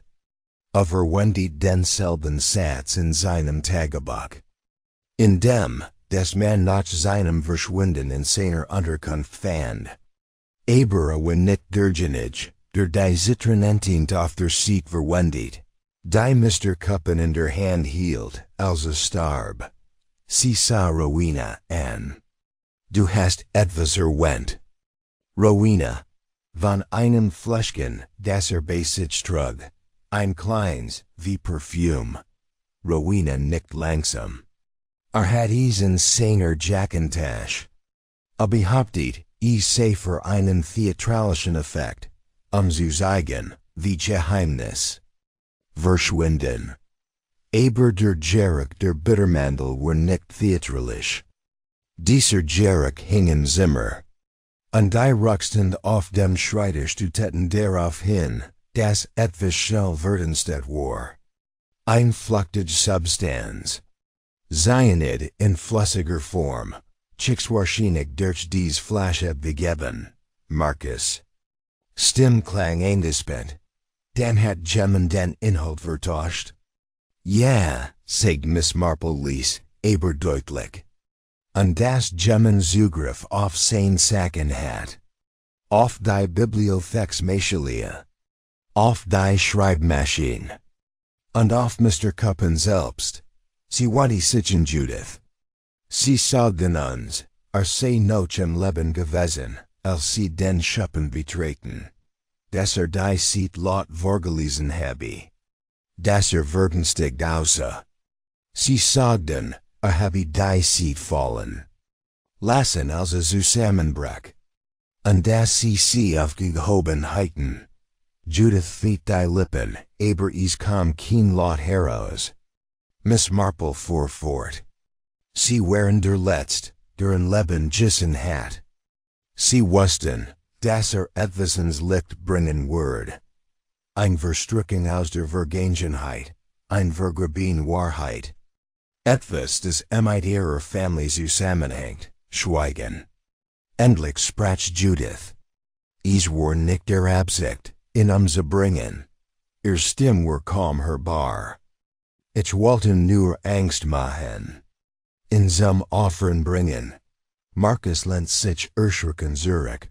Judith, warum? Judiths Augen füllten sich Trigenen, weil es meinen Vater ging. Cuppen hat etwas in den Archiven gefunden. Nachrichten aus Kriegzeiten. Mein Vater hat Informationen weitergegeben, die Leben kostetten. Wurden nie gefasst, aber wenn es ins Licht gekommen war. Heit es als zerstört. Mein Mutter, die Kirche, unseren Namen. Starb, bever es Gemmels bewiesen werden konnt. Und Cuppen wollte es als Fiction benutzen, aber jeder heit es gewusst. Sie heiten die zusammenhängerkend. Miss Marple stieß einen langen Lesen. Sufser aus. Also hast du dir dieselbe Flash geliehen, die bei seiner Demonstration benutzt hat, ein Draversles. Du hast verdunti Cyanidlassen hineingeschickt. Gerard Genug, dachtest du, krank zu machen, wie leicht und stig. Du hast sie auf dem Schreibtisch stehen lassen, wo sie wie seiner Rede aufheben wird. Judith nickt, ihr Augen waren glasig wie Scham. Ich was nicht, dass daraus trinken würde. Ich dacht, wird nur damit herumfechteln. Hat eine Gewohnheit, sich theatralisch zu benehmen. Die Spitze sein Stiffs abzuliken oder Dinge achlos zu behandeln. Ich wollte nie, aber das, sagt Miss Marple sanft, ist. Das Problem Gift. Wenn es einmal in Bügen ist, gibt es keinen halben Weg mehr. Rowena's Stimme war kalt. Du hättest zu mir kommen sollen. Ich heiten aufhalten kennen. Judith drehte sich flehen zu ihr, Aber wenn die Leute den Vergangenheit gegen heiten sie vielleicht sein, mein, Untersicht. Marcus herab. sich sein Gesellschaft. Sie hat uns beigeschützt, sagt gelesen. Sie dacht, sie werde dem Dorf einen weiteren Skandal ersparen. Ein weiter Schand, Miss Marple fällt die Hand.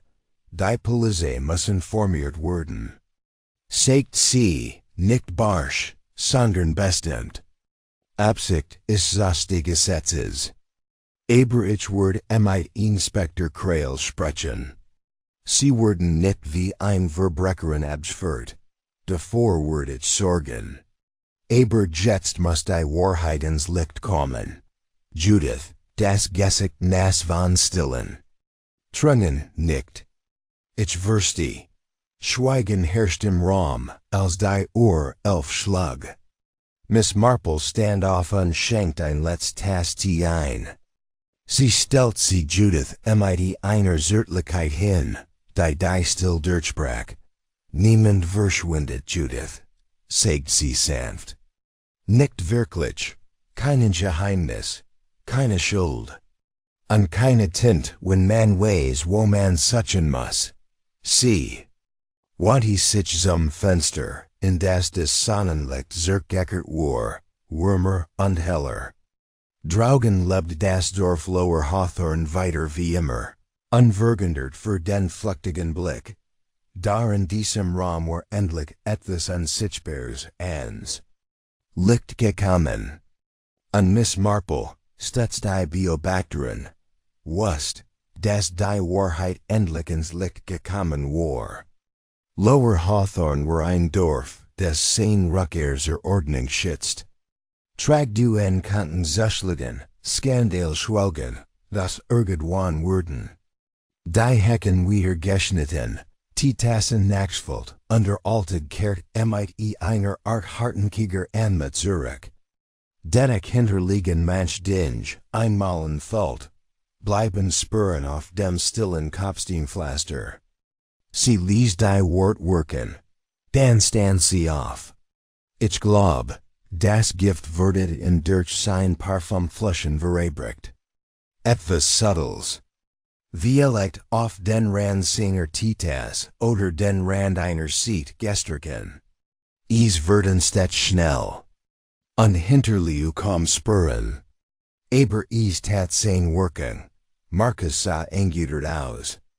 Glauben Sie, ich? Nein, sagt Miss Marple ließ. Ich glaub, jemanden ders hat in Panik gehandelt.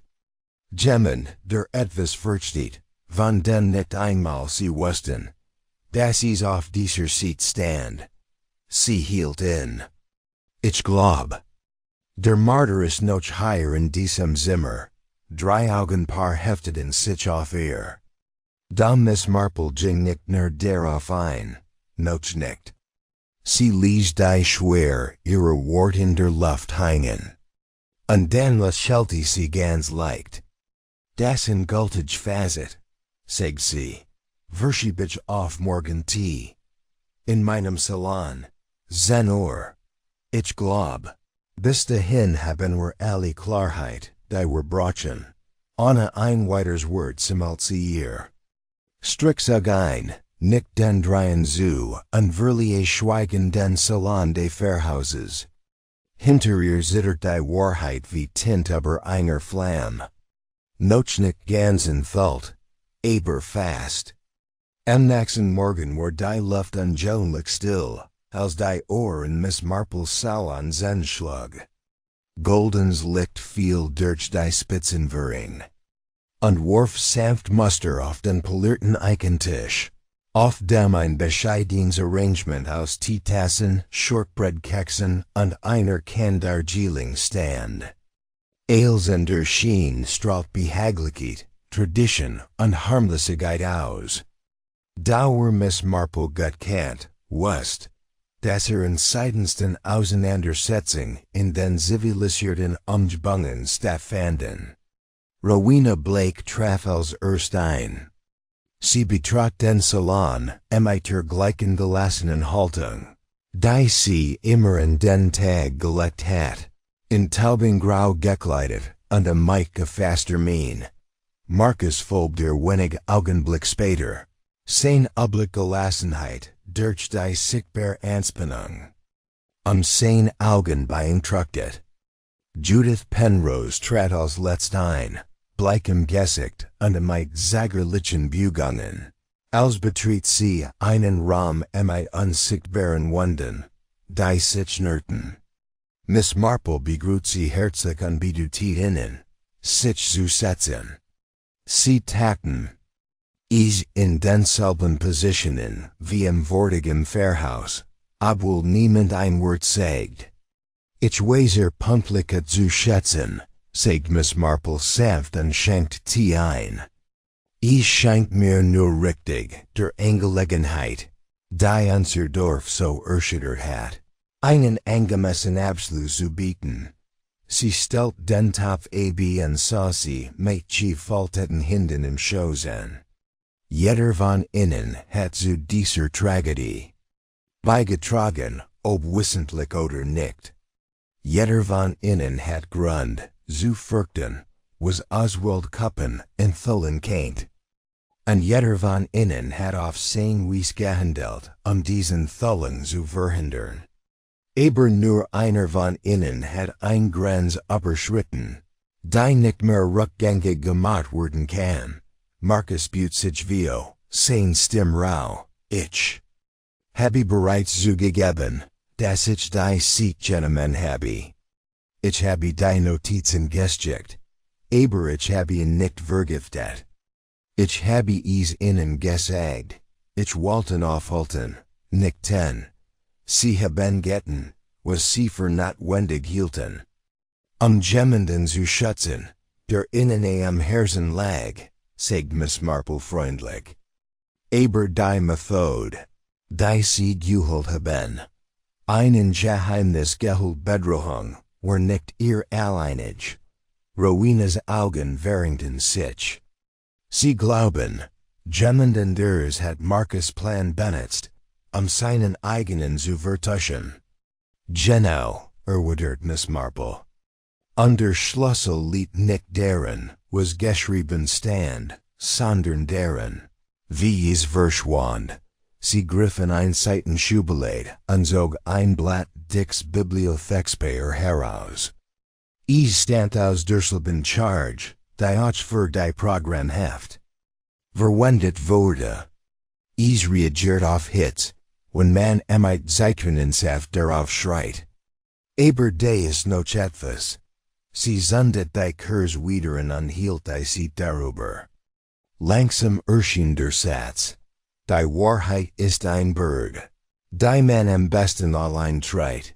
Sie reicht Judith das Blatt, deren Hand zitterten, als sie es entgegenem. Das ist nicht mein Handschrift, flüstert Judith. Nein, sagt Miss Marple. Es war Edmunds Handschrift. Verwendet denselben Satz in seinem Tagebuch. In dem, des man nach seinem Verschwinden in seiner Unterkunft fand. Aber nicht derjenige, der die Zitronentinkt auf der Seite verwendet. Die Mr. Kuppen in der Hand hielt, als starb. Sie sah Rowena ein. Du hast etwas erwähnt. Rowena, von einem Fläschchen, das bei sich trug, ein kleines, wie Parfüm. Rowena nickt langsam. Hat es in seiner Jackentasche. Behauptet, es sei für einen theatralischen Effekt, zu zeigen, wie Geheimnis verschwinden. Aber der Geruch der Bittermandel war nicht theatralisch. Dieser Geruch hing im Zimmer. Und die rucksten auf dem Schreibtisch täten darauf hin, dass etwas schnell werdenstet war. Ein fluchtige Substanz. Seien it in flüssiger Form, schicks wahrscheinlich durch dies Fleisch abgegeben. Marcus. Stimmklang eingespannt. Dan hat jemand den Inhalt vertauscht? Ja, sagt Miss Marple leise, aber deutlich. Und das jemand Zugriff auf sein Sacken hat.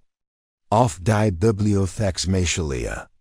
Auf die Schreibmaschine. Und auf Mr. Kuppen selbst. Sie wadi sich in Judith. Sie sah genannt, sei nochem Leben gewesen, als sie den Schuppen betreten. Dass die Seat lot vorgelesen habe. Das vergünstigt außer. Sie sagten, habe die Seat fallen. Lassen also zusammenbrach. Und dass sie aufgehobenheiten. Judith nicht die Lippen, aber es kam kein Lot heraus. Miss Marple fuhr fort. Sie waren der deren Leben gissen hat. Sie wussten, dass etwas Licht bringen würde.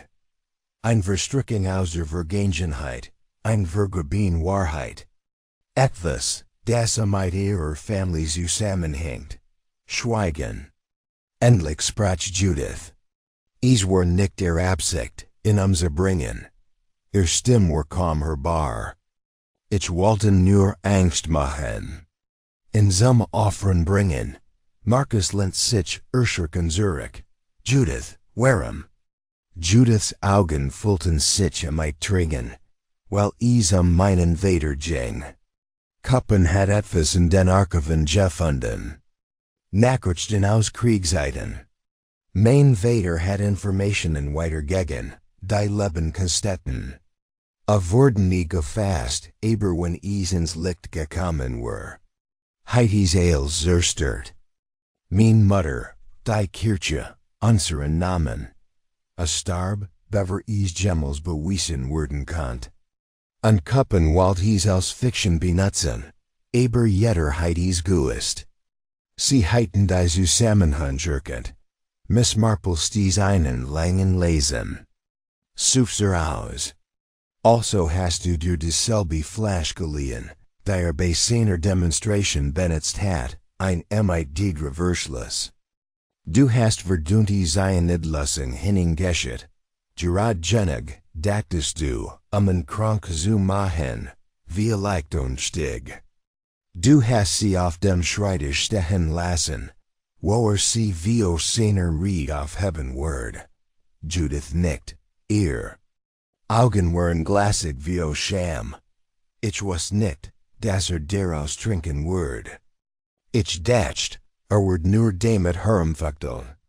Hat eine Gewohnheit, sich theatralisch zu benennen, die Spitze seines Stiffs abzulicken oder dinge achlos zu behandeln. Ich wollt nie aber das, sagt Miss Marple sanft, ist. Das Problem mit Gift. Wenn es einmal in Buging ist, gibt es keinen halben Weg mehr. Rowena's Stimme war kalt. Du hättest zu mir kommen sollen. Ich heit in Offelten kennen. Judith dreadest sich flehen zu ihrem. Aber wenn die Lut den Vergangenheit gegen heiten sie vielek sein, mein, untersagt. Marcus herhab. Sich, sein Gesellschaft. Sie hat uns beid beschützt, sagte Lies. Sie dacht, sie werde dem Dorf einen weiteren Skandal ersparen. Ein weiter Schand. Miss Marple faltet die Hand. Die Polizei muss informiert werden. Sagt sie, nicht barsch, sondern bestimmt. Absagtes Sache des Gesetzes. Aber ich werde mit Inspektor Kreil sprechen. Sie werden nicht wie ein Verbrecher absfert. Davor werde ich sorgen. Aber jetzt muss die Wahrheit ins Licht kommen. Judith, das Gesicht nas von stillen. Trungen, nicht. Ich verstehe. Schweigen herrscht in Raum, als die Ohr aufschlug. Miss Marple stand auf und schenkt ein letztes Tee ein. Sie stellt sie Judith mit einer Zärtlichkeit hin, die still durchbrach. Niemand verschwindet, Judith, sagt sie sanft. Nicht wirklich. Kein Geheimnis, keine Schuld. Und keine Tinte, wenn man weiß, wo man suchen muss. Want sich zum Fenster, in das Sonnenlicht zurückdeckert war, wärmer und heller.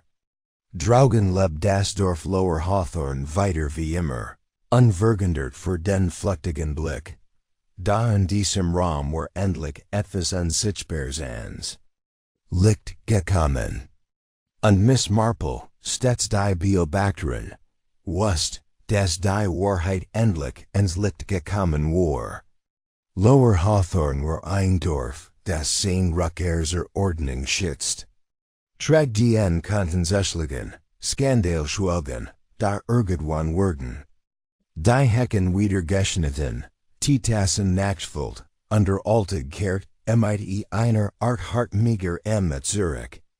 Dennoch hinterliegen manch Dinge, einmal in Fult, bleiben Spuren auf dem stillen Kopfsteinpflaster.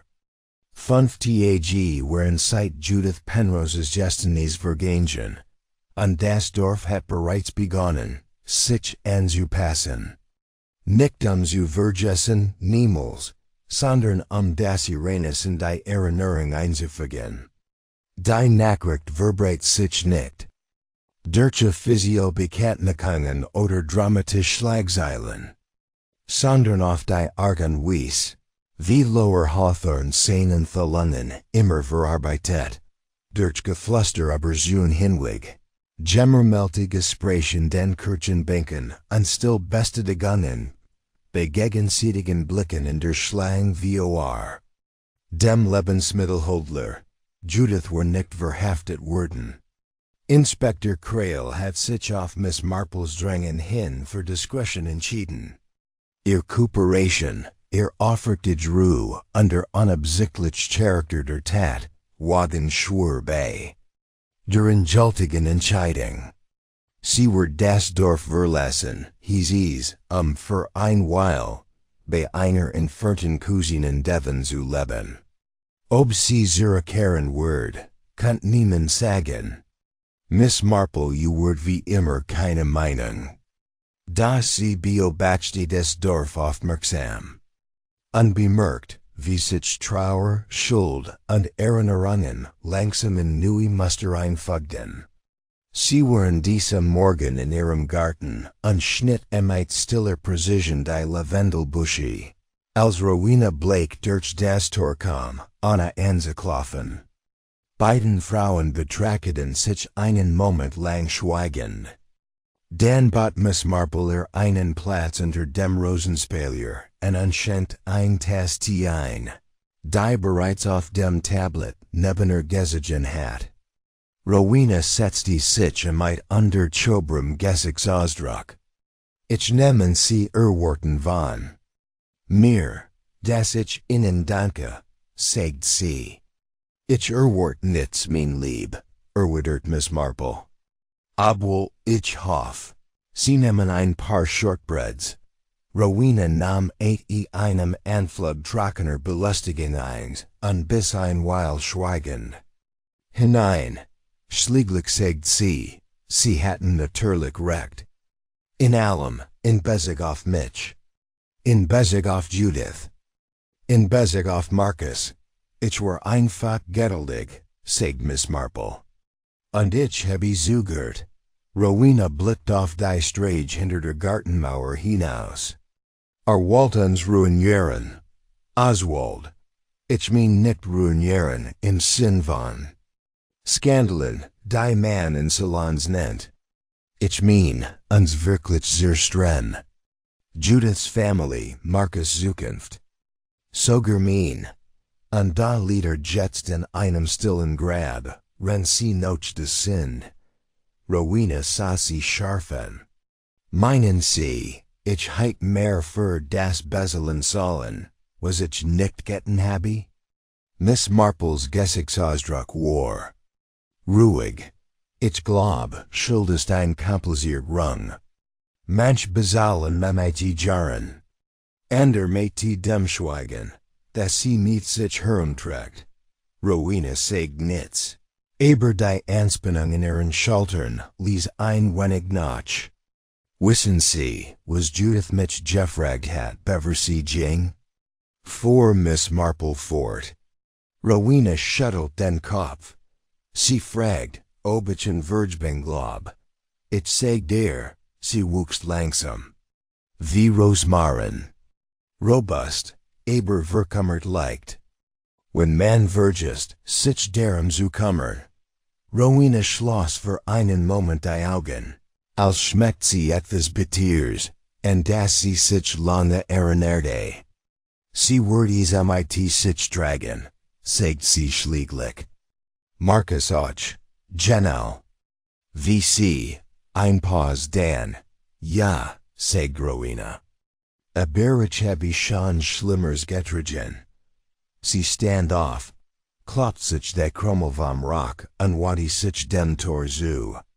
Und der Schwell hielt sie in. Danke, dass sie verstanden haben.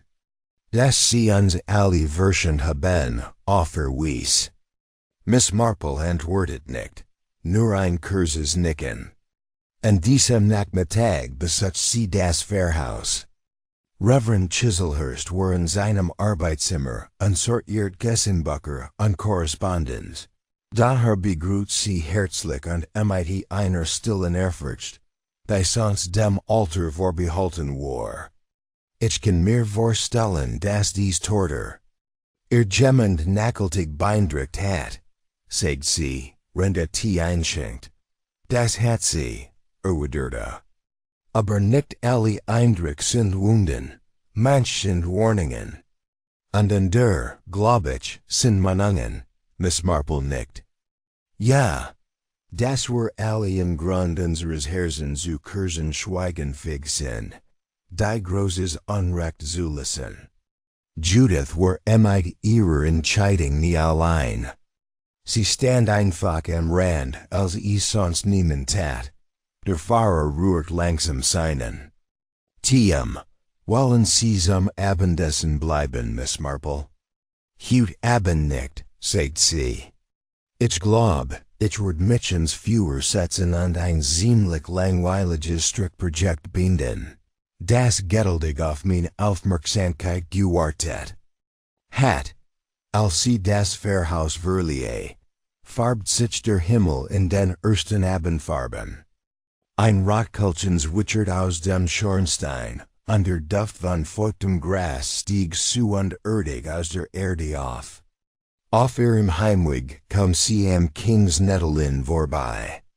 Das Zimmer, in dem Mr. Cuppen übernachtet hat, war nun in einen reißenden Antiquar vermietet, der meist für sich blieb.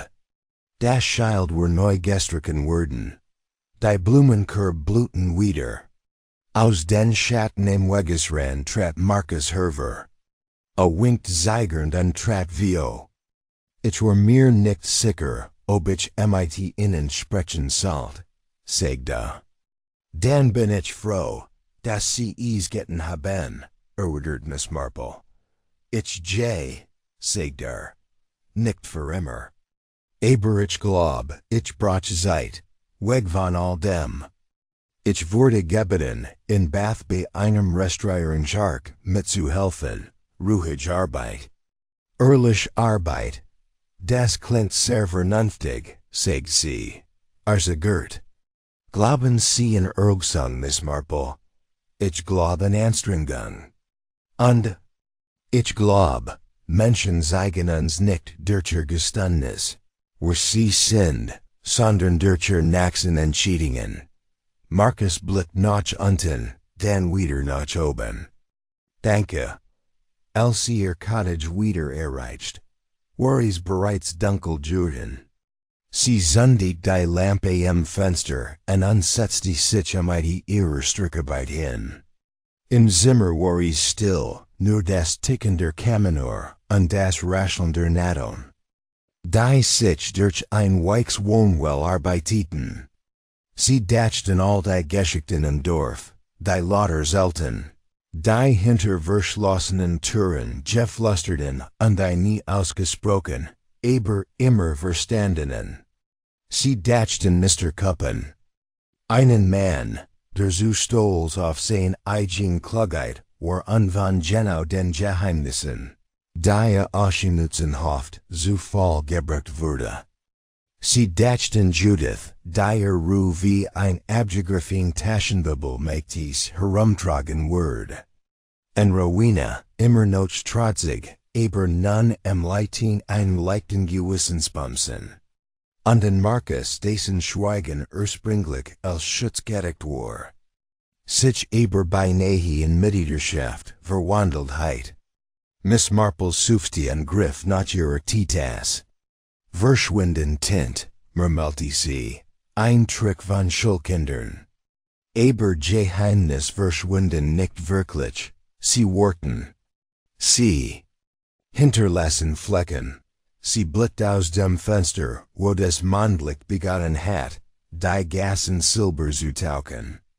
Das Dorf wird heut not wieder schlafen.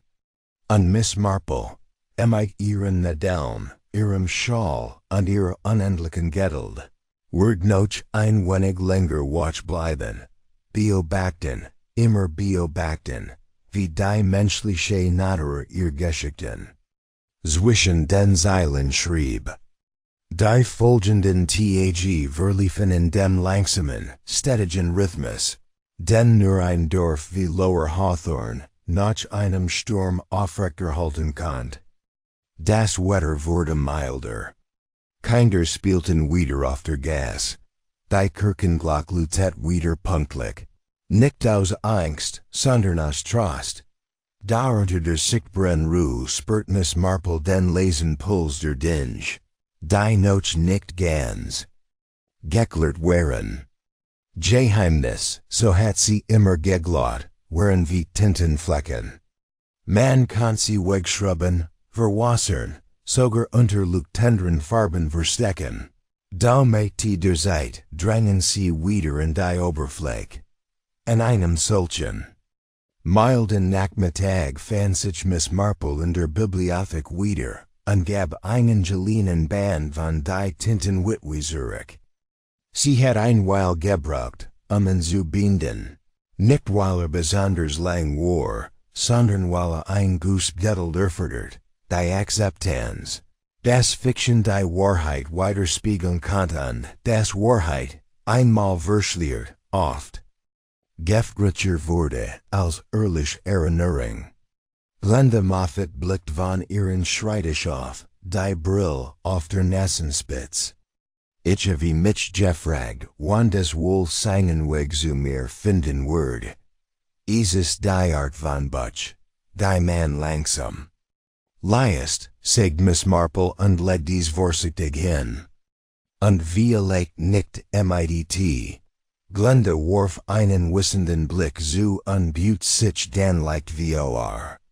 Man sagt, Judith kommt nicht zurück. Man sagt auf den Schwaller Zuversicht, wenn man sich am wenigsten sicher ist, erwidert Miss Marple. Aber nein, ich glaub nicht, dass sie zurückkommt, nicht so bald. Nicht, bis das Echo dessen, was geschehen ist, so weit verklungen ist, dass sie sich selbst wieder rennen kann. Glenda das darüber nach. Nun, ich schatz, wir alle erinnern uns an das, was wir müssen. Genau, sagt Miss Marple leis. Und vergessen, was wir uns leisten können. Als sie die Bibliothek verliehe, fortener Schritt sie die Gas entlang, in der einst Edmund Havers Juen hat. Ein bescheidens kleines Hüschen, mit abletternden grünen Fensterläden und einem Rosenbusch, der unregelmäßig Sonne entlang blut. Jetzt stand dies leer. Die Vorhänge waren zugesichert, und ein schwacher Jeruk von altem Papier wet. Vom Fensterbrett herüber. Sie hielt einen Moment in und überlegt, wie viel Geschichten in Rumen wie diesen begonnen oder geendet hatten. Still Ruhm, Papier dun wund. Und die laster Gedanken, die, einmal freigelassen, nicht mehr zurückgenommen werden konnten. Am späten Nachmittag kehrt sie in ihr Cottage zurück, wo auf dem kleinen Flirtisch ein Brief auf sie wartet. War an a Briefmark durch den Briefschlitz geschoben worden, und der Name waren schmäler, präziser Handschrift geschrieben. Langsam fniet sie in. Lieb Miss Marple, ich habe ein Stellen Restaurationsark in Bath angenommen. Ist so ruhig und diszipliniert, wie sie sich nur wünschen können, und ich find, ich pass gut in die dort herrschende Ordnung. Rowena hat beschlossen, vorerst in Lower Hawthorne zu bleiben, obwohl ich glaub, sie überlegt welches Erb sie hinterlassen möchte. Ich schreibe ihnen nur, ihnen zu danken, davor, dass sie mich klar gesinnen uns die Möglichkeit gegeben haben, Wahrheiten auszusprechen, so schmerzhaft sie auch wären. Judith schreibt mir kurzentlich aus Devon. Sie hilft bei der Katalogisierung der rechtlichen Kirchenbücher und wirkt jetzt ruhiger. Ich glaube, mit der Zeit wird sie vielleicht sogar Frieden finden.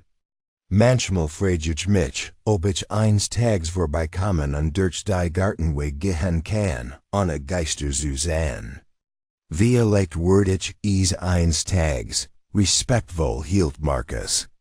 Miss Marple den Brief noch einen Moment in der Hand, bevor sie in süßem Entfallte und in ihren Schreibtisch steckt. Sie zweifelt nicht daran, dass eines Tages wiederkommen wird. Und noch weniger zweifelt sie daran, dass Geister nie wirklich verschwanden, sie verstummten einfach und warteten auf die richtige Frage, die sie zurückrief. An diesem Abend, als die Dämmerung die Dächer des Dorfs in Lavendel und Grau farbt, bereitet Miss Marple ein bescheidenes Abendessen zu und entzündet ein Feuer, mehr aus Ritual als aus Notwendigkeit. Sie ließ sich in ihrem Sessel am Kamin nieder.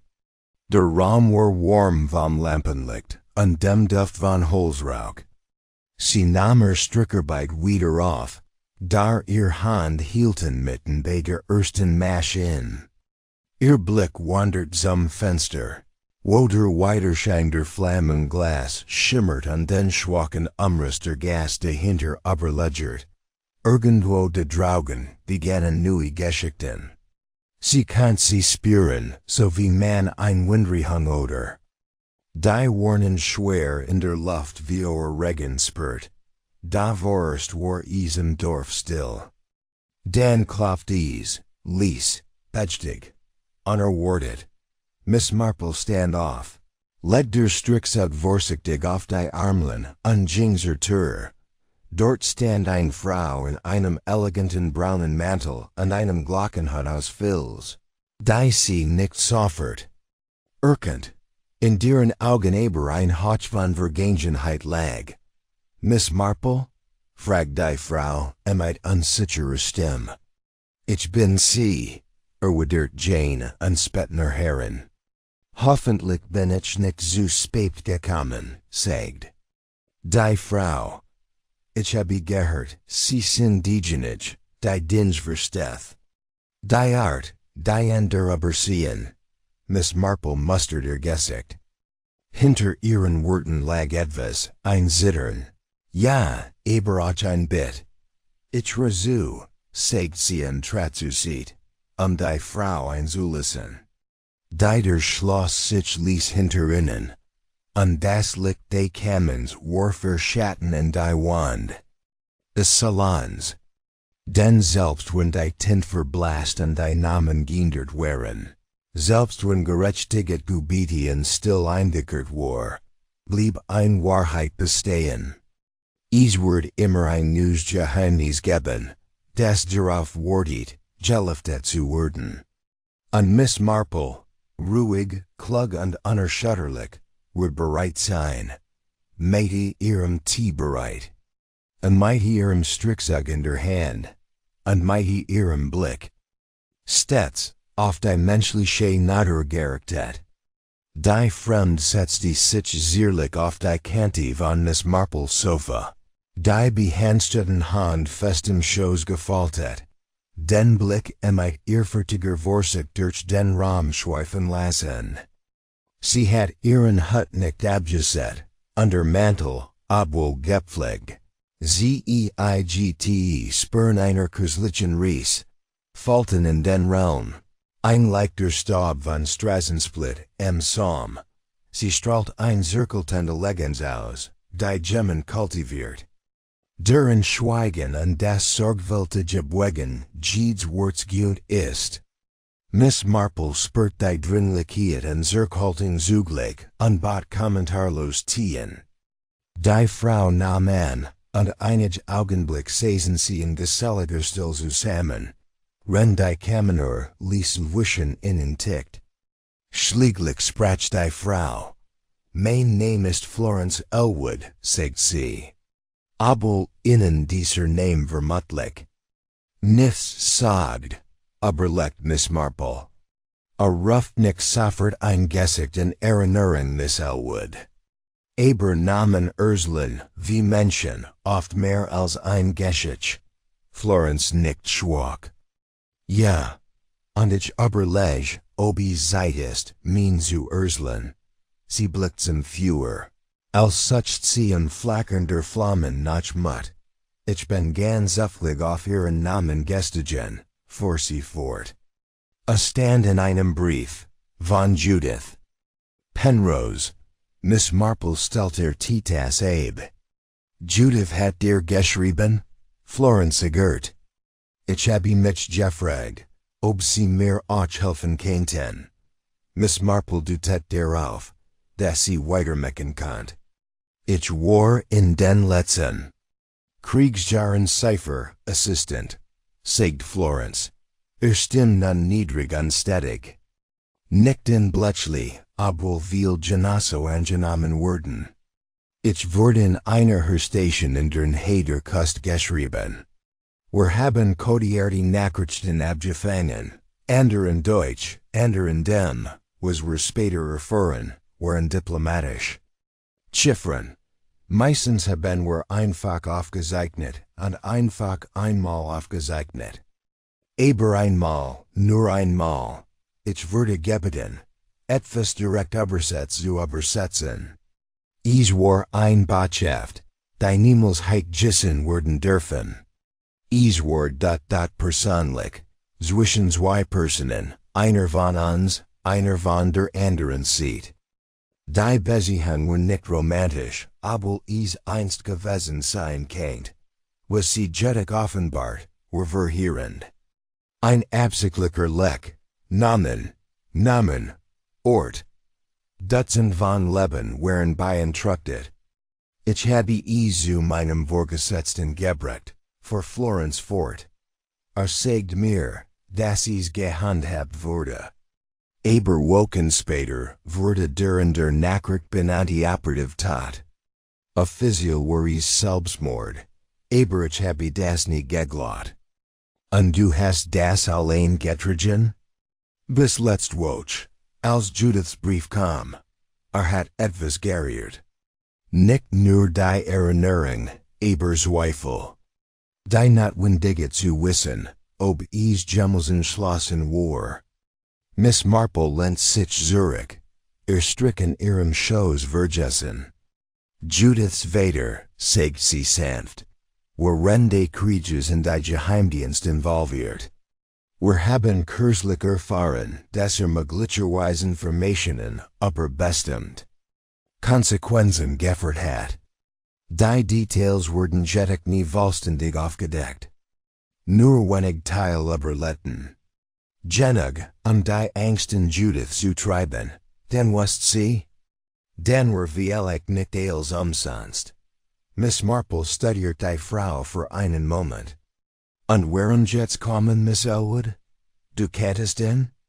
Nicht gut, sagt Florence. Aber gut genug. Besucht unsere Station einmal. Behauptet, habe Kriegsjährslingen untersucht. Aber stellt seltsam Fragen, nicht über Operationen, über Menschen. Waltnamen. Sagt, die Fiction habe den Menschen die Erlaubnis gegeben, zu gestehen, welch geschieht sich. Weigert. Miss Marple fällt ihre Hand. Dann scheint es, dass Mr. Cuppen in mehr Orten alte Geister geirrt hat. Florence nickt. Ich glaub, hat vielleicht versucht, die Botschaft zu rekonstruieren, die ich übersetzt habe. Oder Teil davon. Fragt nach Namen betragen. Aber eine Frau namens Ashcombe habe ich die Bedeutung nicht verstanden, aber jetzt. Ich frage mich, ob es gefunden hat. Oder kaum notwendig die Wahrheit, das Gemmen das Bedürfnis verspürt, in zu schweigen. Miss Marple sagt. Sie glauben, dass sein Tod mit diesem alten Verrat verbunden war. Ich tu's, sagt Florence. Oder zumindest, das sein Forschung davon motiviert war. Vielleicht dachte, es wird ein brillanti Handlung machen. Ein Liebesgeschichte wird Tragödie. Ein Vergessener Verrat, der aus künstlerisch Rach gerant ist. Es war nicht so. Danach saßen sie lange Zeit, die still, die nur durch. Die tickend Uhr, ungelegentlich gefüllt ist. Schließlich stand Florence. Ich weiß nicht, ob es hilft, sagt sie. Im Verrat braucht jemanden, der es hört. Jemand, der es richtig halten kann. Miss Marple rose und fort Caesar Tour. Sie hätten zu Recht zu kommen, sagt sie. Einige Wahrheiten gehören nicht in Gerichtsschall oder Zeitungen, sondern in sorgfältigen Händen. Hand, die wissen, wie man gewickt trägt, ohne es fallen zu lassen. Florence lächelte, ein kleines, denkbares Ding, und trat in den kühlen Abend ein. Miss Marple beobachtete sie, ihr Figur mischt sich bald in den Nebel entlang der Hecken. Das Dorfwort. Nie wissen, was zwischen ihnen vergangen war. Es wird auch nicht brachen. Aber etwas hat sich wieder verschoben. Ein ander Schick der Vergangenheit, irgendein. Ein weiterer Faden, der in den Wandteppich der menschlichen Komplexität eingeht war. Den sie so gut kennt. In dieser Nacht kehrt sie zu ihrem Sessel. Zurück. Nicht zu stricken, sondern zu schreiben. Sie findet ein frisch Seat in ihrem Tagebuch, und hat es einfach mit dem Titel, The Visitor in Twilight bezeichnet. Sie beschrieb Florence Elwood ausführlich. Nicht sie freiwilligen, sondern sich in sie zu erinnern. Ein Stück einer Geschichte zu bewahren, die aber Jahrzehnte in grenzender Still ihr Hauster erreicht hat. Sie hielt mit ihrem Stift. Aber der Seiten und führt ein Letno hinzu, bever sie die Lampe ausbläst. Nicht alle Geschichten erfordern gerechtigkeit. Einige erfordern nur Zuge.